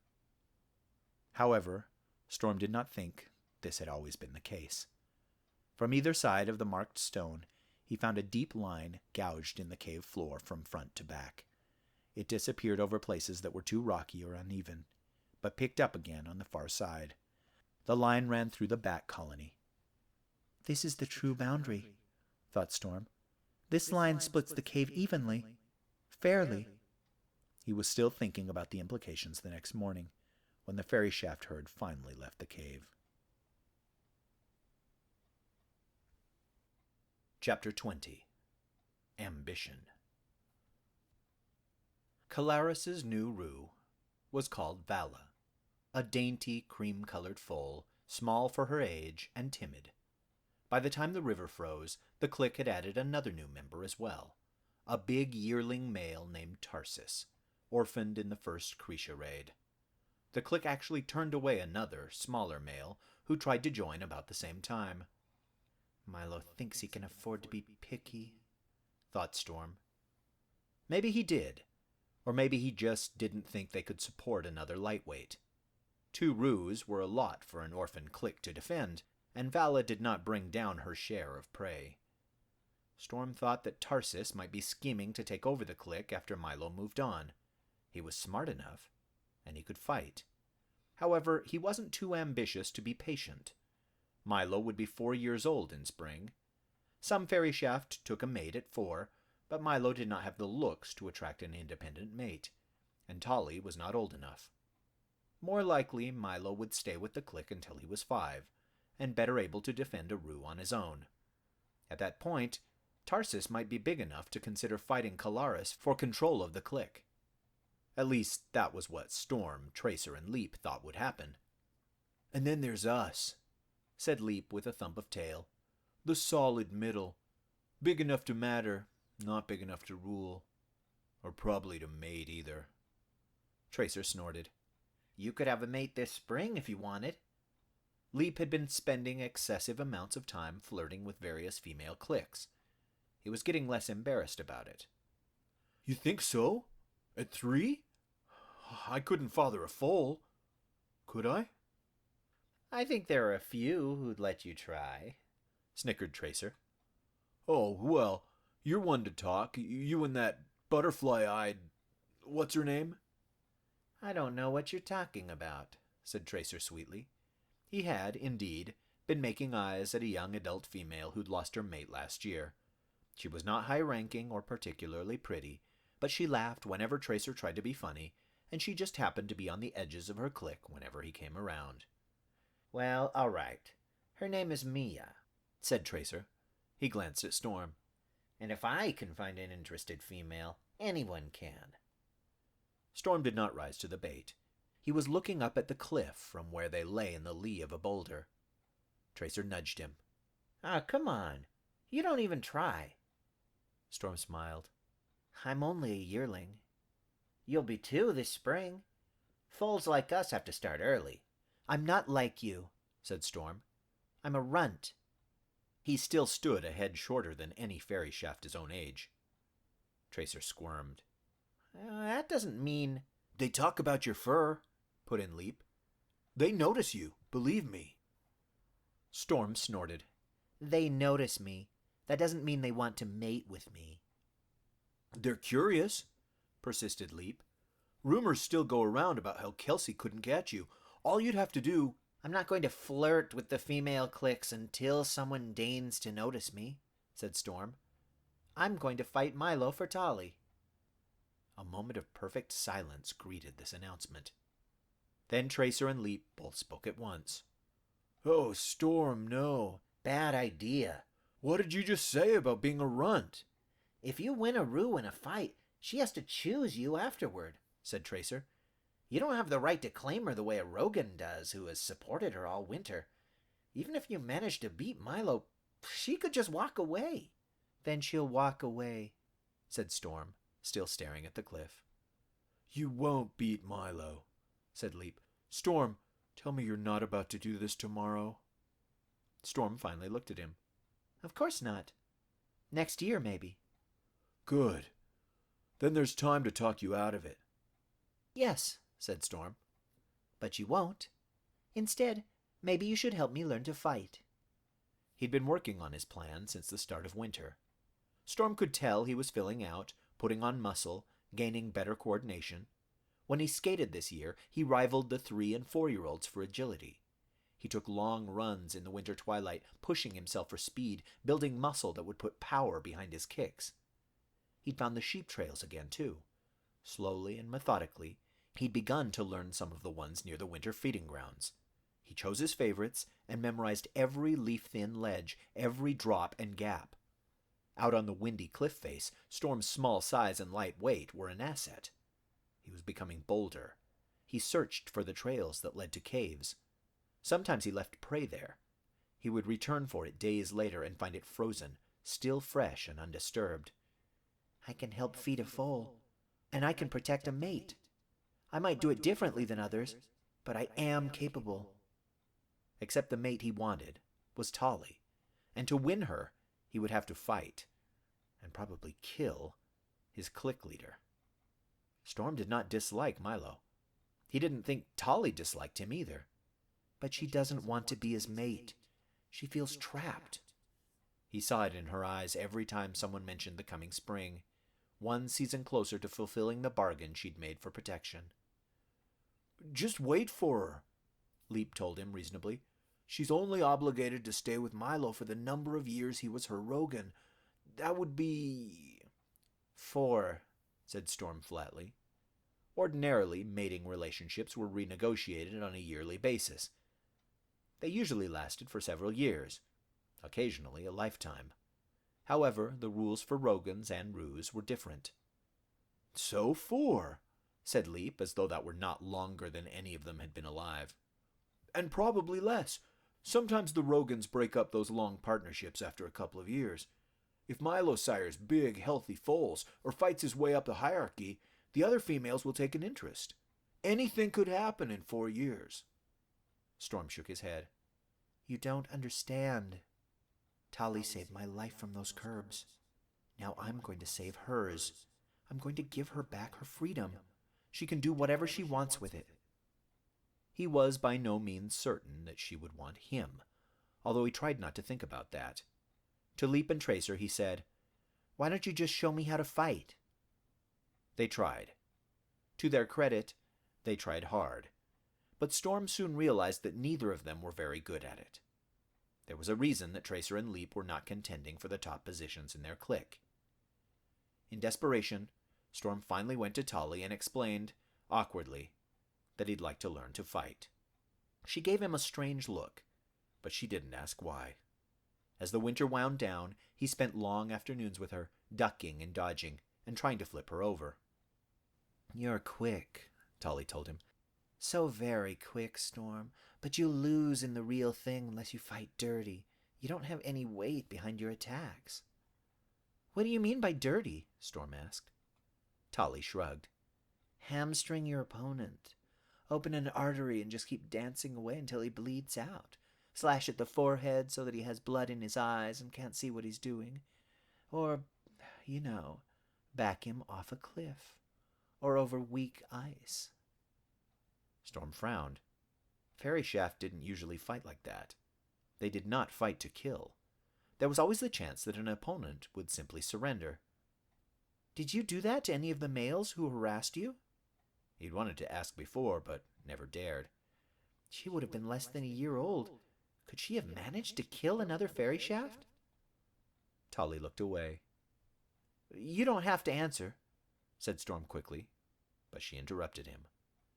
1. I thought about a lot of ways to do it, but I only killed 1. Storm wanted to go to her and nuzzle her cheek, but he didn't think she'd like that. Tolly kicked at a rock. I went to Milo right afterward. I didn't think I could do it again. Her eyes met Storm, and he stared back wordlessly. He wondered whether she'd guessed what he was practicing for. He wondered whether she would tell him not to do it. She could fight Milo better than I could, thought Storm. But she won't. The herd might punish a Roo who attacked her Rogan, but Storm wasn't sure that was why Tolly wouldn't do it. Maybe Milo will yield. Maybe he doesn't really want Tolly. Maybe I won't have to kill him. Storm, said Tolly, don't do anything stupid. I won't. Chapter 21. Riddle of an Island. Sophet foaled that spring. Dover would not let Storm enter the cave at first, behavior that Storm found infuriating. Storm believed that Dover still harbored a secret suspicion that he took food from Sophet when Dover wasn't looking. Sophet called, Storm, is that you? And he brushed past Dover into the cave. She was standing at the back. A tiny head peered from around her legs. Sophet gave a tired smile. Meet your sister, Storm. Storm sidled nearer and lowered his head to sniff. The newborn foal looked up with big, inquiring eyes and chirped at him. Storm loved her at once. "She's so small," he whispered. Sofette laughed. "You were smaller." Storm gave the baby a playful lick on the nose. "What's her name?" "Sawney." "It's a good name." The foal was mouse brown, not an unusual color, but as Storm gazed into her bright eyes, he noticed that they were as gray as his own. Sawney grew quickly. Soon she was sniffing among the rocks, never venturing more than a few lengths from her mother. Storm visited them often. He renewed his habit of bringing small gifts of rare food, which seemed to appease Dover. Sawney adored her brother. One of her first half-pronounced words was, "Storm." Storm's summer coat came in even paler than last year's. He was the color of smudged snow, almost white in places. "What must you think of my fur now, Pathar?" He thought of Pathar's ancient graying muzzle. "We're almost the same color." Storm had not spoken to his old teacher since the scene in the cave. He knew he might have sought him out at night among the rocks, but he didn't. He was tempted as he tried to learn to fight, but something held him back. A bitterness that lodged in his throat and made it hard to talk. "If Pathar is ashamed to be seen speaking to me, perhaps it's better that we not speak." When they crossed the fields to Chelby Lake, Storm slowed his pace to match Sawney's. He was prepared to join Sofette and Dover in protecting her if they needed to spend a dangerous night alone upon the open plain. However, Sawney made the walk a little ahead of most of the other newborns. She was bright and alert early the next morning. "Look, Storm! Look! Big trees!" Dover groaned, and Sofette yawned. Storm got up. "Can I take her for a walk in Chelby Wood? We won't go far." "Please," muttered Dover. When the foal entered the trees, she was speechless with wonder. Seeing her here for the first time reminded Storm of his own first visit to Chelby Wood, one of his earliest memories. The scent of loamy earth, the play of dappled shadows, the sounds of birds, and the noises of squirrels among the leaves. It was all new again. Finally, they reached the lake, cool and still in the late morning sunlight. Sawney let out a gasp of pleasure. "Storm! What is it?" "That's Chelby Lake, Sawney. Soon I'll teach you to swim in it." The baby gave an unintelligible reply and ambled down to the water, where she amused herself by waiting on the edges and watching the minnows dart away. "What are they? What are they?" She squealed in excitement as she chased the flitting forms, trying to catch them in her mouth. Storm laughed. "They're fish. Sometimes, if you sit very still, you can catch one of the big ones." Sawney vowed to try, but she couldn't achieve more than an instant of stillness before leaping after the minnows again, squealing and splashing. At last, she grew tired and came over to sit with Storm on the bank.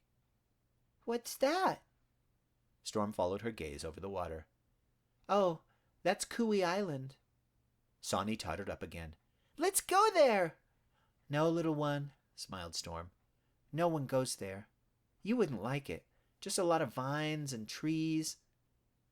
He stopped. "What am I saying? I have no idea what's on Cooey. I'm just repeating the sort of things Pathar said." Storm felt disgusted with himself. "Sawney, someday I'll take you to the island, when you're big enough to swim that far." Sawney cocked her head at Storm's serious tone.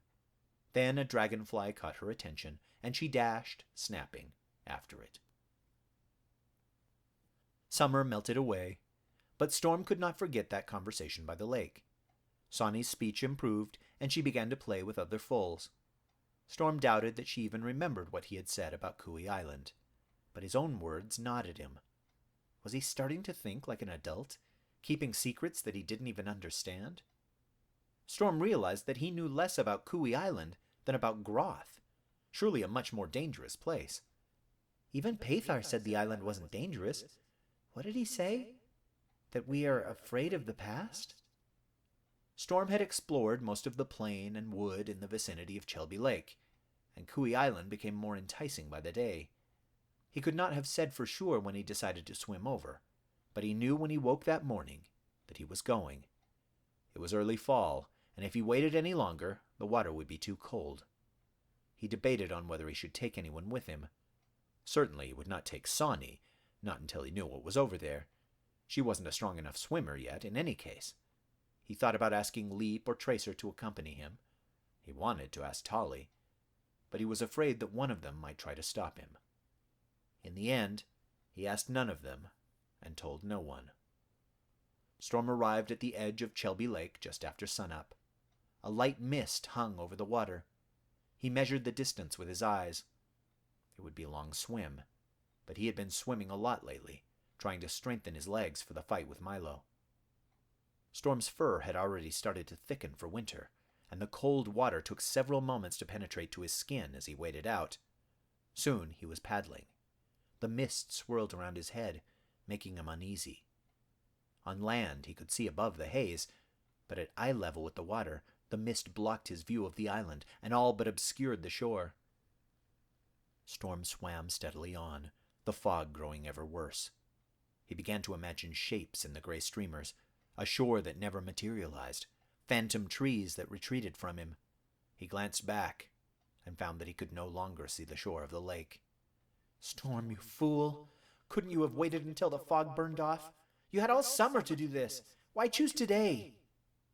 For a few sickening moments, Storm thought that he might have passed the island, that he might be swimming past Cooey into the vastness of Chelby Lake. He wondered if he should try to go back. He wondered if he would just swim in circles until he drowned. The sight of trees rising out of the mist came as a great relief. Moments later, Storm struggled out of the water onto a strip of sand and rock. The beach was not wide, 3 lengths at the most, and beyond rose a dense forest. Storm grinned and shook himself. He was standing on forbidden ground. After a few moments' rest, he began to investigate the forest's edge. He found little in the way of trails, none of the usual beaten tracks that Fairy Shaft had wound through Chelby Wood. At last he found what he took to be a deer trail, faint and rarely used, but it gave him a starting point to penetrate the underbrush. Dim light filtered through the canopy as he started up the trail, and the fog was as bad as it had been over the water. Storm noticed that many of the trees were blackened and gave off a strange odor. He recalled that Pathar had once pointed out a tree struck by lightning, with a similar smell and appearance. Storm struggled to remember the word for what had happened to the tree. Fire. Fire is extremely hot and bright. It spreads and kills things, and often comes from lightning. Is that why the adults don't come here? But the fire had clearly not been recent, as underbrush had grown since. Storm could not smell anything that made him think of predators. He wandered on along the faint line of the deer track, angling slightly uphill. He was beginning to feel vaguely disappointed. What am I looking for? What did I expect to find? A Krisha den? A nest of curbs? A whole cave full of strange symbols? A monster? He began to wonder if there was anything at all on the little island. The air was stuffy beneath the trees and quiet. At last, he stumbled over something lying beneath the ferns. Curious, Storm reached down and, after a little digging, pulled the object free. It was a skull. A brief examination assured him that it had not belonged to a deer. It was a Fairy Shaft skull. However, it was obviously many years old, brittle and decaying. Storm considered it thoughtfully. How had it come to be in this forbidden place? As he continued, he found more bones. In fact, he soon realized that the island was covered with them. Some were Fairy Shaft, and some were another creature that Storm could not identify. Once, he found a massive Krisha jawbone. What killed them? Storm left the deer track and began to struggle directly uphill. He wanted to see what was at the island's crest. He was soon above the mist and walking through streamers of sunlight as the trees thinned. He saw bones everywhere now that he was looking for them. Many were half buried, and all seemed to be about the same age. At last, he came out of the trees into a clearing where sunlight shone on warm grass. Here the island's hilltop rose sharply to a crest of bare, blackened rock. Lightning, thought Storm. This place has been struck by lightning, probably many times. It explained the clearing and the signs of fire on the trees.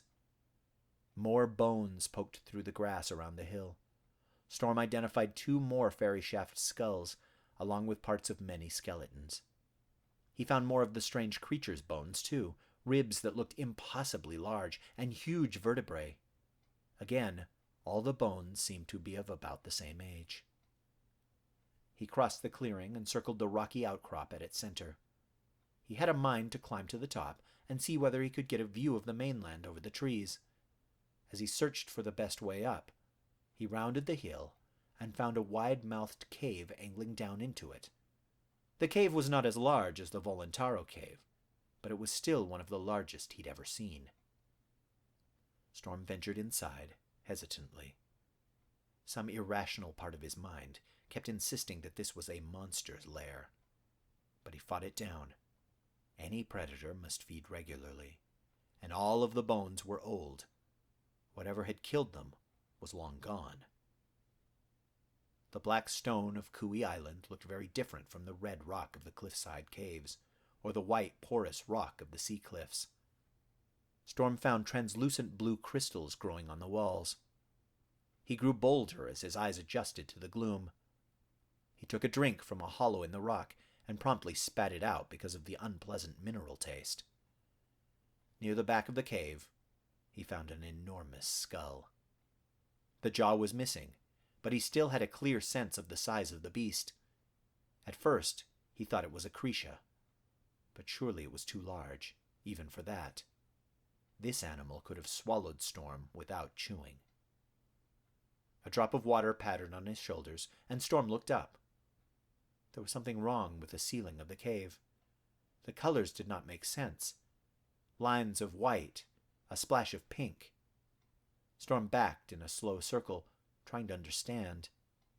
He kept feeling as though he'd almost grasped something important, only to lose the thread.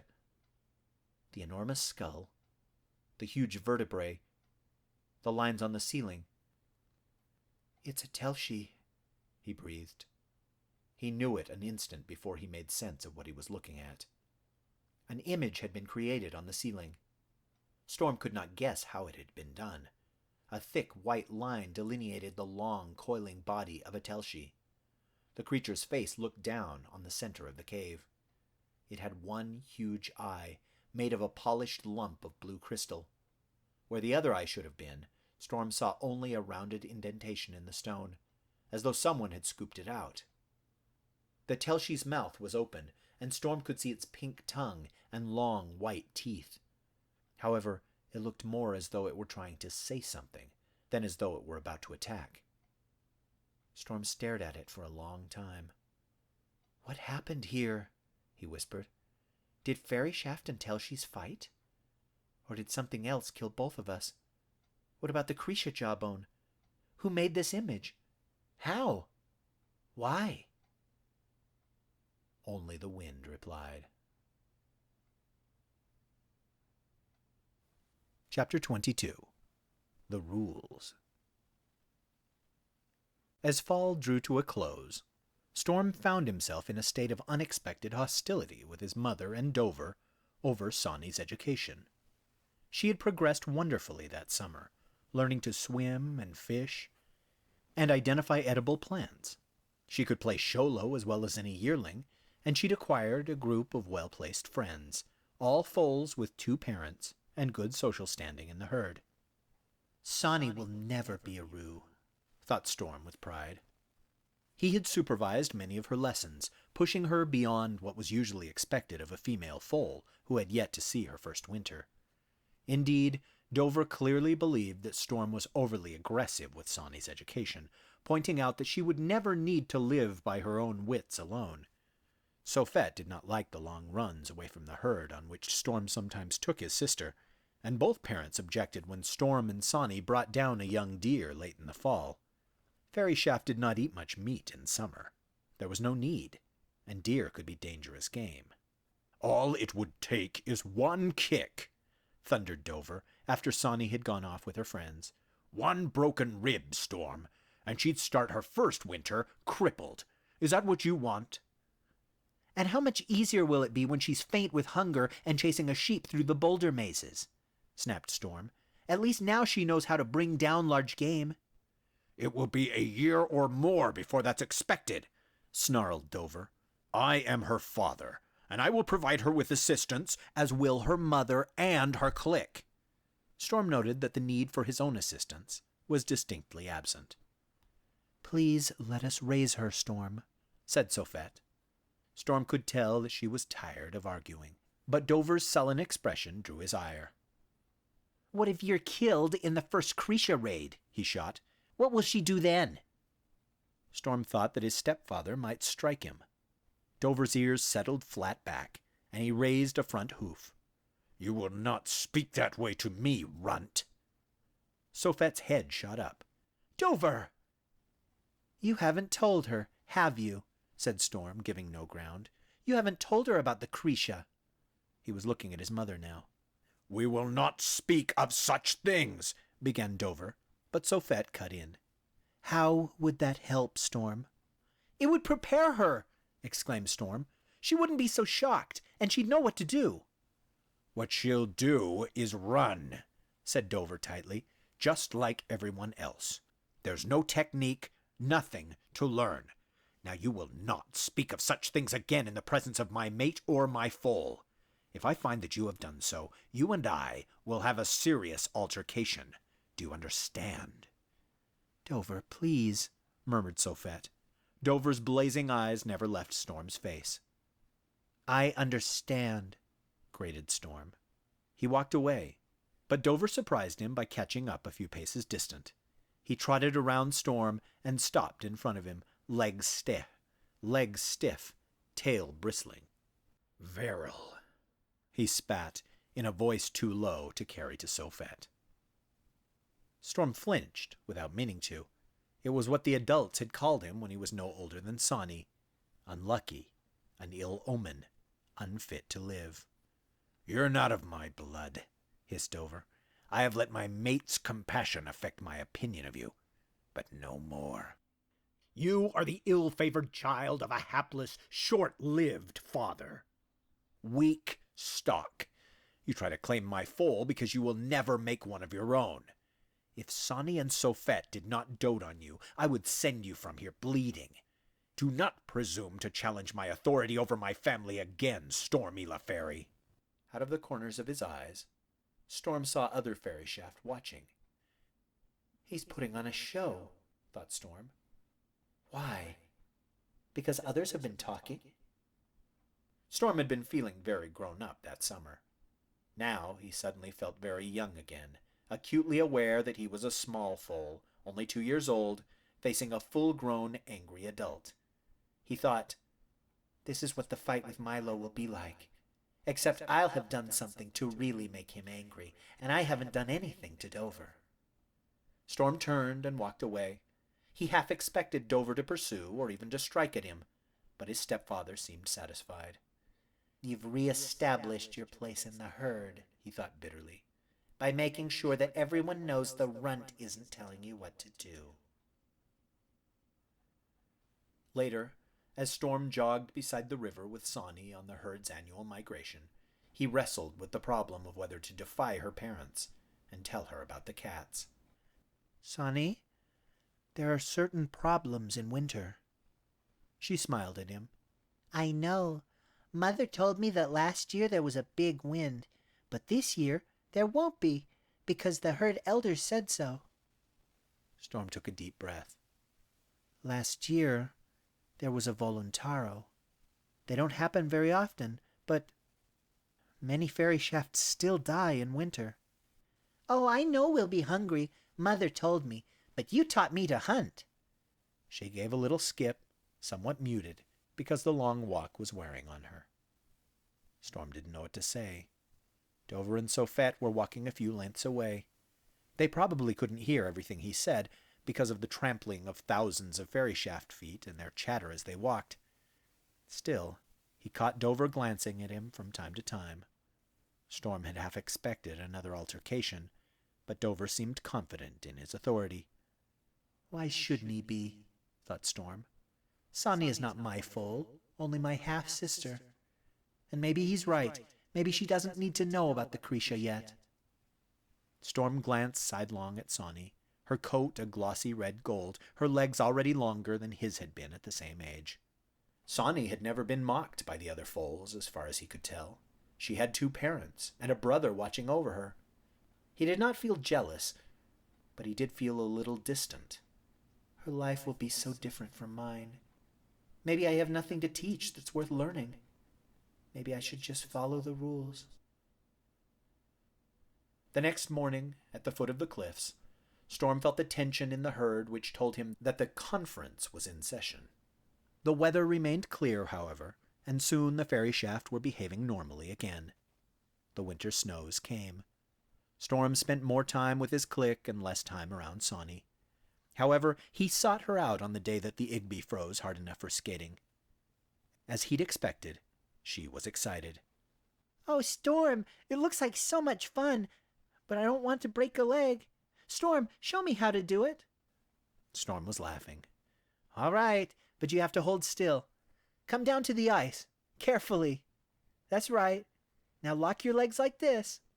I'll push you, and you can see what it feels like." He'd seen siblings and even parents teach foals to skate this way. No one had done it for him, and he was curious to see how well Sonny would manage. Quite well, as it turned out. She squealed when he got them going fast, but as soon as she slowed down, she begged him to do it again.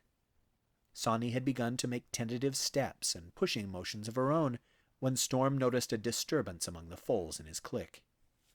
They'd been playing older games out towards the middle of the river. Now, Kalaris seemed to be having a standoff with another foal that Storm didn't recognize. "Sonny," he said, "why don't you see if you can skate back to the bank? Careful now. See where those foals are sliding down? It's a fun game, and they look about your age." When she'd gone, Storm moved rapidly towards the center of the river, occasionally rearing up for a better look. The group of foals around his clique seemed vaguely familiar. He caught sight of Vala, standing uncertainly behind Kalaris, and he understood. Someone has challenged Kalaris for his rue. Again. Vala was too pretty for her own good. She had a particularly pleasant scent, and a season's growth had only added to her appeal. There's going to be a fight. While clique members were all but required to assist their leader in a fight for his rue, no such imperative drove them to assist lesser males. Friends often did help each other, and Milo had helped Kalaris drive off several other suitors. However, the rest of the clique had not gotten involved in previous fights over Vala. She did not hunt as effectively as Tali, and it was the generally, though quietly, held opinion that her loss would be an improvement. So why are they all excited now? Storm could see Leap's dark shape beyond Kalaris, bristling hugely. Tracer was snarling, and even Tali looked ruffled. Then he caught sight of the foal opposite Milo, and at last the pieces fell into place. Kelsey. Someone in Kelsey's clique had challenged Kalaris. Not Kelsey himself, by the look of it, but one of his high-ranking subordinates. And the whole clique may fight, he thought, because we've got a score to settle. Storm knew that Milo had been itching to have a go at Kelsey ever since the incident with Allie. It wasn't so much that Milo cared about Allie. The runt had been strange and simple-minded, but he didn't eat much, and he had a good nose. His brother Ishi had been the best tracker in the clique, and one of Milo's friends. Storm knew that Milo credited Kelsey with Ishi's decline and death because of what had happened to Allie. Milo will fight, and he'll make it personal. Storm's heart was beginning to pound as he skidded to a stop among the onlookers. Kalaris and Kelsey's subordinate had begun to make feints at each other, but Milo and Kelsey were the real attraction. Storm didn't know what had been said before his arrival, but their blood was clearly up as they circled each other, with hackles raised to their ears. They were both the same age, 4 years old, almost adults. Milo had filled out in the last year and looked formidable with his torn ears and scarred muzzle. Kelsey was just as tall, but less massive and, Storm suspected, quicker. A strange, half-formed idea twisted unpleasantly in the back of Storm's mind. Can Milo beat Kelsey? Milo looked fiercer, but nobody achieved Kelsey's status without being able to fight. He demonstrated the fact an instant later by making a feint, catching Milo off balance, and sending him heavily to the ice with a cracking hoof blow. Milo was up again in an instant, and managed a shove that almost knocked Kelsey off balance and tore out a mouthful of fur. But it was only fur, and no blood. Behind them, Storm could see Kalaris and his challenger snapping at each other, awkward because of the ice. The rest of the two cliques were bristling and growling, but not attacking. Not yet. It looked to Storm as though Kelsey's clique had shrunk over the last year. Probably because a lot of 4- and 5-year-olds have found mates and gone off on their own. Still, he hoped they didn't all fight. It might go ill for his friends if they did. Storm saw a speckling of blood on the ice. Kelsey had caught one of Milo's ragged ears and made it even more ragged. Maybe you should have run away, Kelsey spat. Storm felt a jolt. Was Milo taunting him about me earlier? The terrible thought squirmed again. What if Kelsey kills him? Or wounds him badly enough that he can't defend Aru? It was an unworthy thought, but Storm's mind raced on. I can't beat Milo. I know I can't. I've known all summer. But what if Kelsey does it for me? Stop! Storm ordered himself. Milo let me join his clique when no one else would have me, even though I'm small and a strange color. I can't wish this on him. He doesn't deserve it. You're not doing anything to him, answered the horrible, reasonable part of his mind. You're just watching. You're a bully and a thief, panted Milo. And so is your father. He managed to land a solid kick to Kelsey's shoulder, but Kelsey spun away as though he didn't feel it. At least he's alive, said Kelsey cheerfully. Storm could tell that Kelsey was winning, and he intended to win hard. Maybe he wouldn't kill Milo, but he was going to hurt him. In Storm's mind, possibilities blossomed. Tolly easily won from a crippled Rogan, her rare smiles growing more frequent, days and nights together, a foal in spring to play with Leap and Tracer's foals. He would bring up his own foal the way he wanted to bring up Sawney, with no secrets, and all the answers and all the skills he could provide. As Milo staggered, and Kelsey's teeth drew more blood, Storm's daydreams took wing. He hated himself, but he couldn't help it. He was watching the birth of his own freedom. He was watching, alone. Storm felt a moment of vertigo. He'd been standing with a crowd of other foals. Now he was inexplicably alone.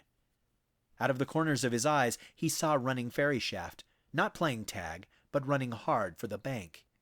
He realized that the screams ringing in his ears were not insults shouted between the two cliques, but cries of fear. Then Storm was running too, because Fairy Shaft only ran like that for one reason. And then the reason was in front of him. Storm veered to keep from sliding into a cat, but another was looming over him, and then he was backing away into a frantic companion. The knot of Fairy Shaft around him were shoving and struggling, and everywhere he looked he saw another cat. It's happened, he thought numbly. Just like it happened the first time I skated 3 winters ago. Only this time, it's happening to me. He looked over his shoulder and had to stifle a hysterical laugh. The Cretia had scooped up nearly every foal from Milo and Kelsey's cliques. We were the ones not paying attention, the ones who ran too late. Kelsey looked truly frightened for the first time that Storm had ever seen. In a great stroke of irony, Milo was leaning against him, gasping and bleeding, his eyes screwed shut. Leap had ended up on one side of Storm, Tolly on the other, and Tracer was behind him. They looked at each other wordlessly, breathless from flight and terror. Then Tolly's eyes seemed to glaze. She turned her full attention to the Cretia and bared her teeth. She wants to die fighting, thought Storm. Die with some dignity. But there would be no dignity. There never was in the brutal moments after the Cretia selected their victims. Those who fought hardest usually died worst. No one ever escapes. That's the rule, Storm looked at the Krisha pacing around them. The animals had never seemed so huge or so terrifying. So this is how it ends. No mates, no foals for any of them, no more playful springs or lazy summers, all the pain and struggle of winters past. It all came down to this, an ugly, meaningless death with his little sister watching. No one ever escapes. That's the rule. One of so many rules. Storm felt as though the world had gone silent. He glanced at his friends again. He wanted a last look at them. As he did so, Storm's eyes met Kelsey's, and he thought Kelsey said something, although he couldn't be certain. Then Storm looked at the Krisha. Their pacing had slowed, as it always did just before they attacked. How important are the rules to you? Very important, I hope. Chapter 23. A Problem. Charmel counted again. 17. I thought I said 10. An officer at his side squirmed. The clutter got excited, sir. They always get excited. It's not my fault, said the other Krisha. The subordinates do the killing. Why don't you talk to them instead of lashing at the officers? He walked away stiff-legged. Charmel sighed. Well, we can't very well put them back. Easier to just cancel the next raid. He raised his head to give the attack signal, but it seemed unnecessary. One small, pale-colored foal had darted out of the knot of doomed ferry shaft, straight past Tharia. When this sort of thing happened, the subordinated Krisha generally let their instincts take over. Tharia paced the foal for a moment before pouncing.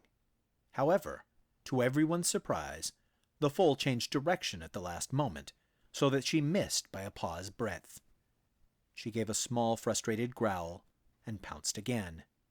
This time, the foal changed direction so violently that Tharia's back legs went out from under her as she tried to follow.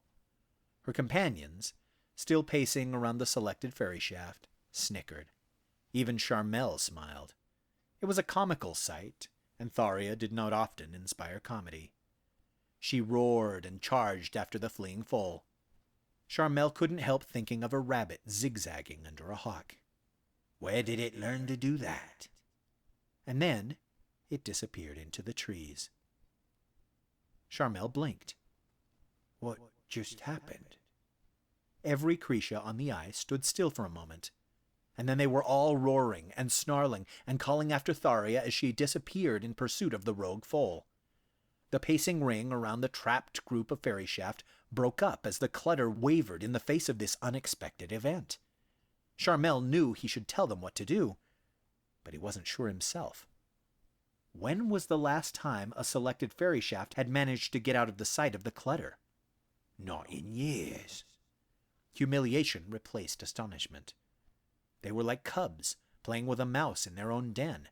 They were so certain that it could not escape that they'd been careless, and somehow it had walked right out from under their noses. We have to catch it. The whole clutter seemed to realize this at once, as Tharia did not emerge from the trees. With a collective snarl, they charged after her, Charmel on their heels. Storm ran. He did not think.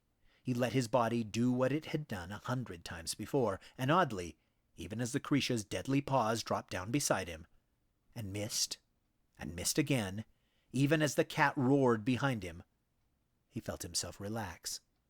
Sound came back into the world. And then he hit a snowdrift on the edge of the river. It was not high yet, for winter was still young, and Storm cleared it with a leap. He landed belly deep and struggling. The cat jumped too and landed almost on top of him. But then Storm found the top of frozen crust. He was light, and he did not break through. The cat did, and he heard it crashing along furiously behind him. He could hear the rest of the cats calling from out on the river. Were they coming closer? He hoped so. Chase me. I'm the one who broke the rules. I'm the one you have to catch. Leave the others, please. Storm was on the beaten path now, almost into the boulders. The running was easier, but it would be easier for the Cretia, too. He thought the snow had given him enough of a lead to get beyond their sight among the rocks. Make them run by scent. The curbs taught me that. He resisted the urge to look back. Charmel's embarrassment was solidifying into anger. His clutter was not listening to him. These cats hadn't chased a fairy shaft in so long that they had forgotten how, and their anger produced stupid mistakes. He'd shouted at them as they entered the trees to swing wide beneath the dense pines where the snow was shallow. If they'd done so, they could have easily flanked the foal, who'd bounded into a deep drift. Instead, they followed the fairy shaft and wasted precious time floundering through deep snow.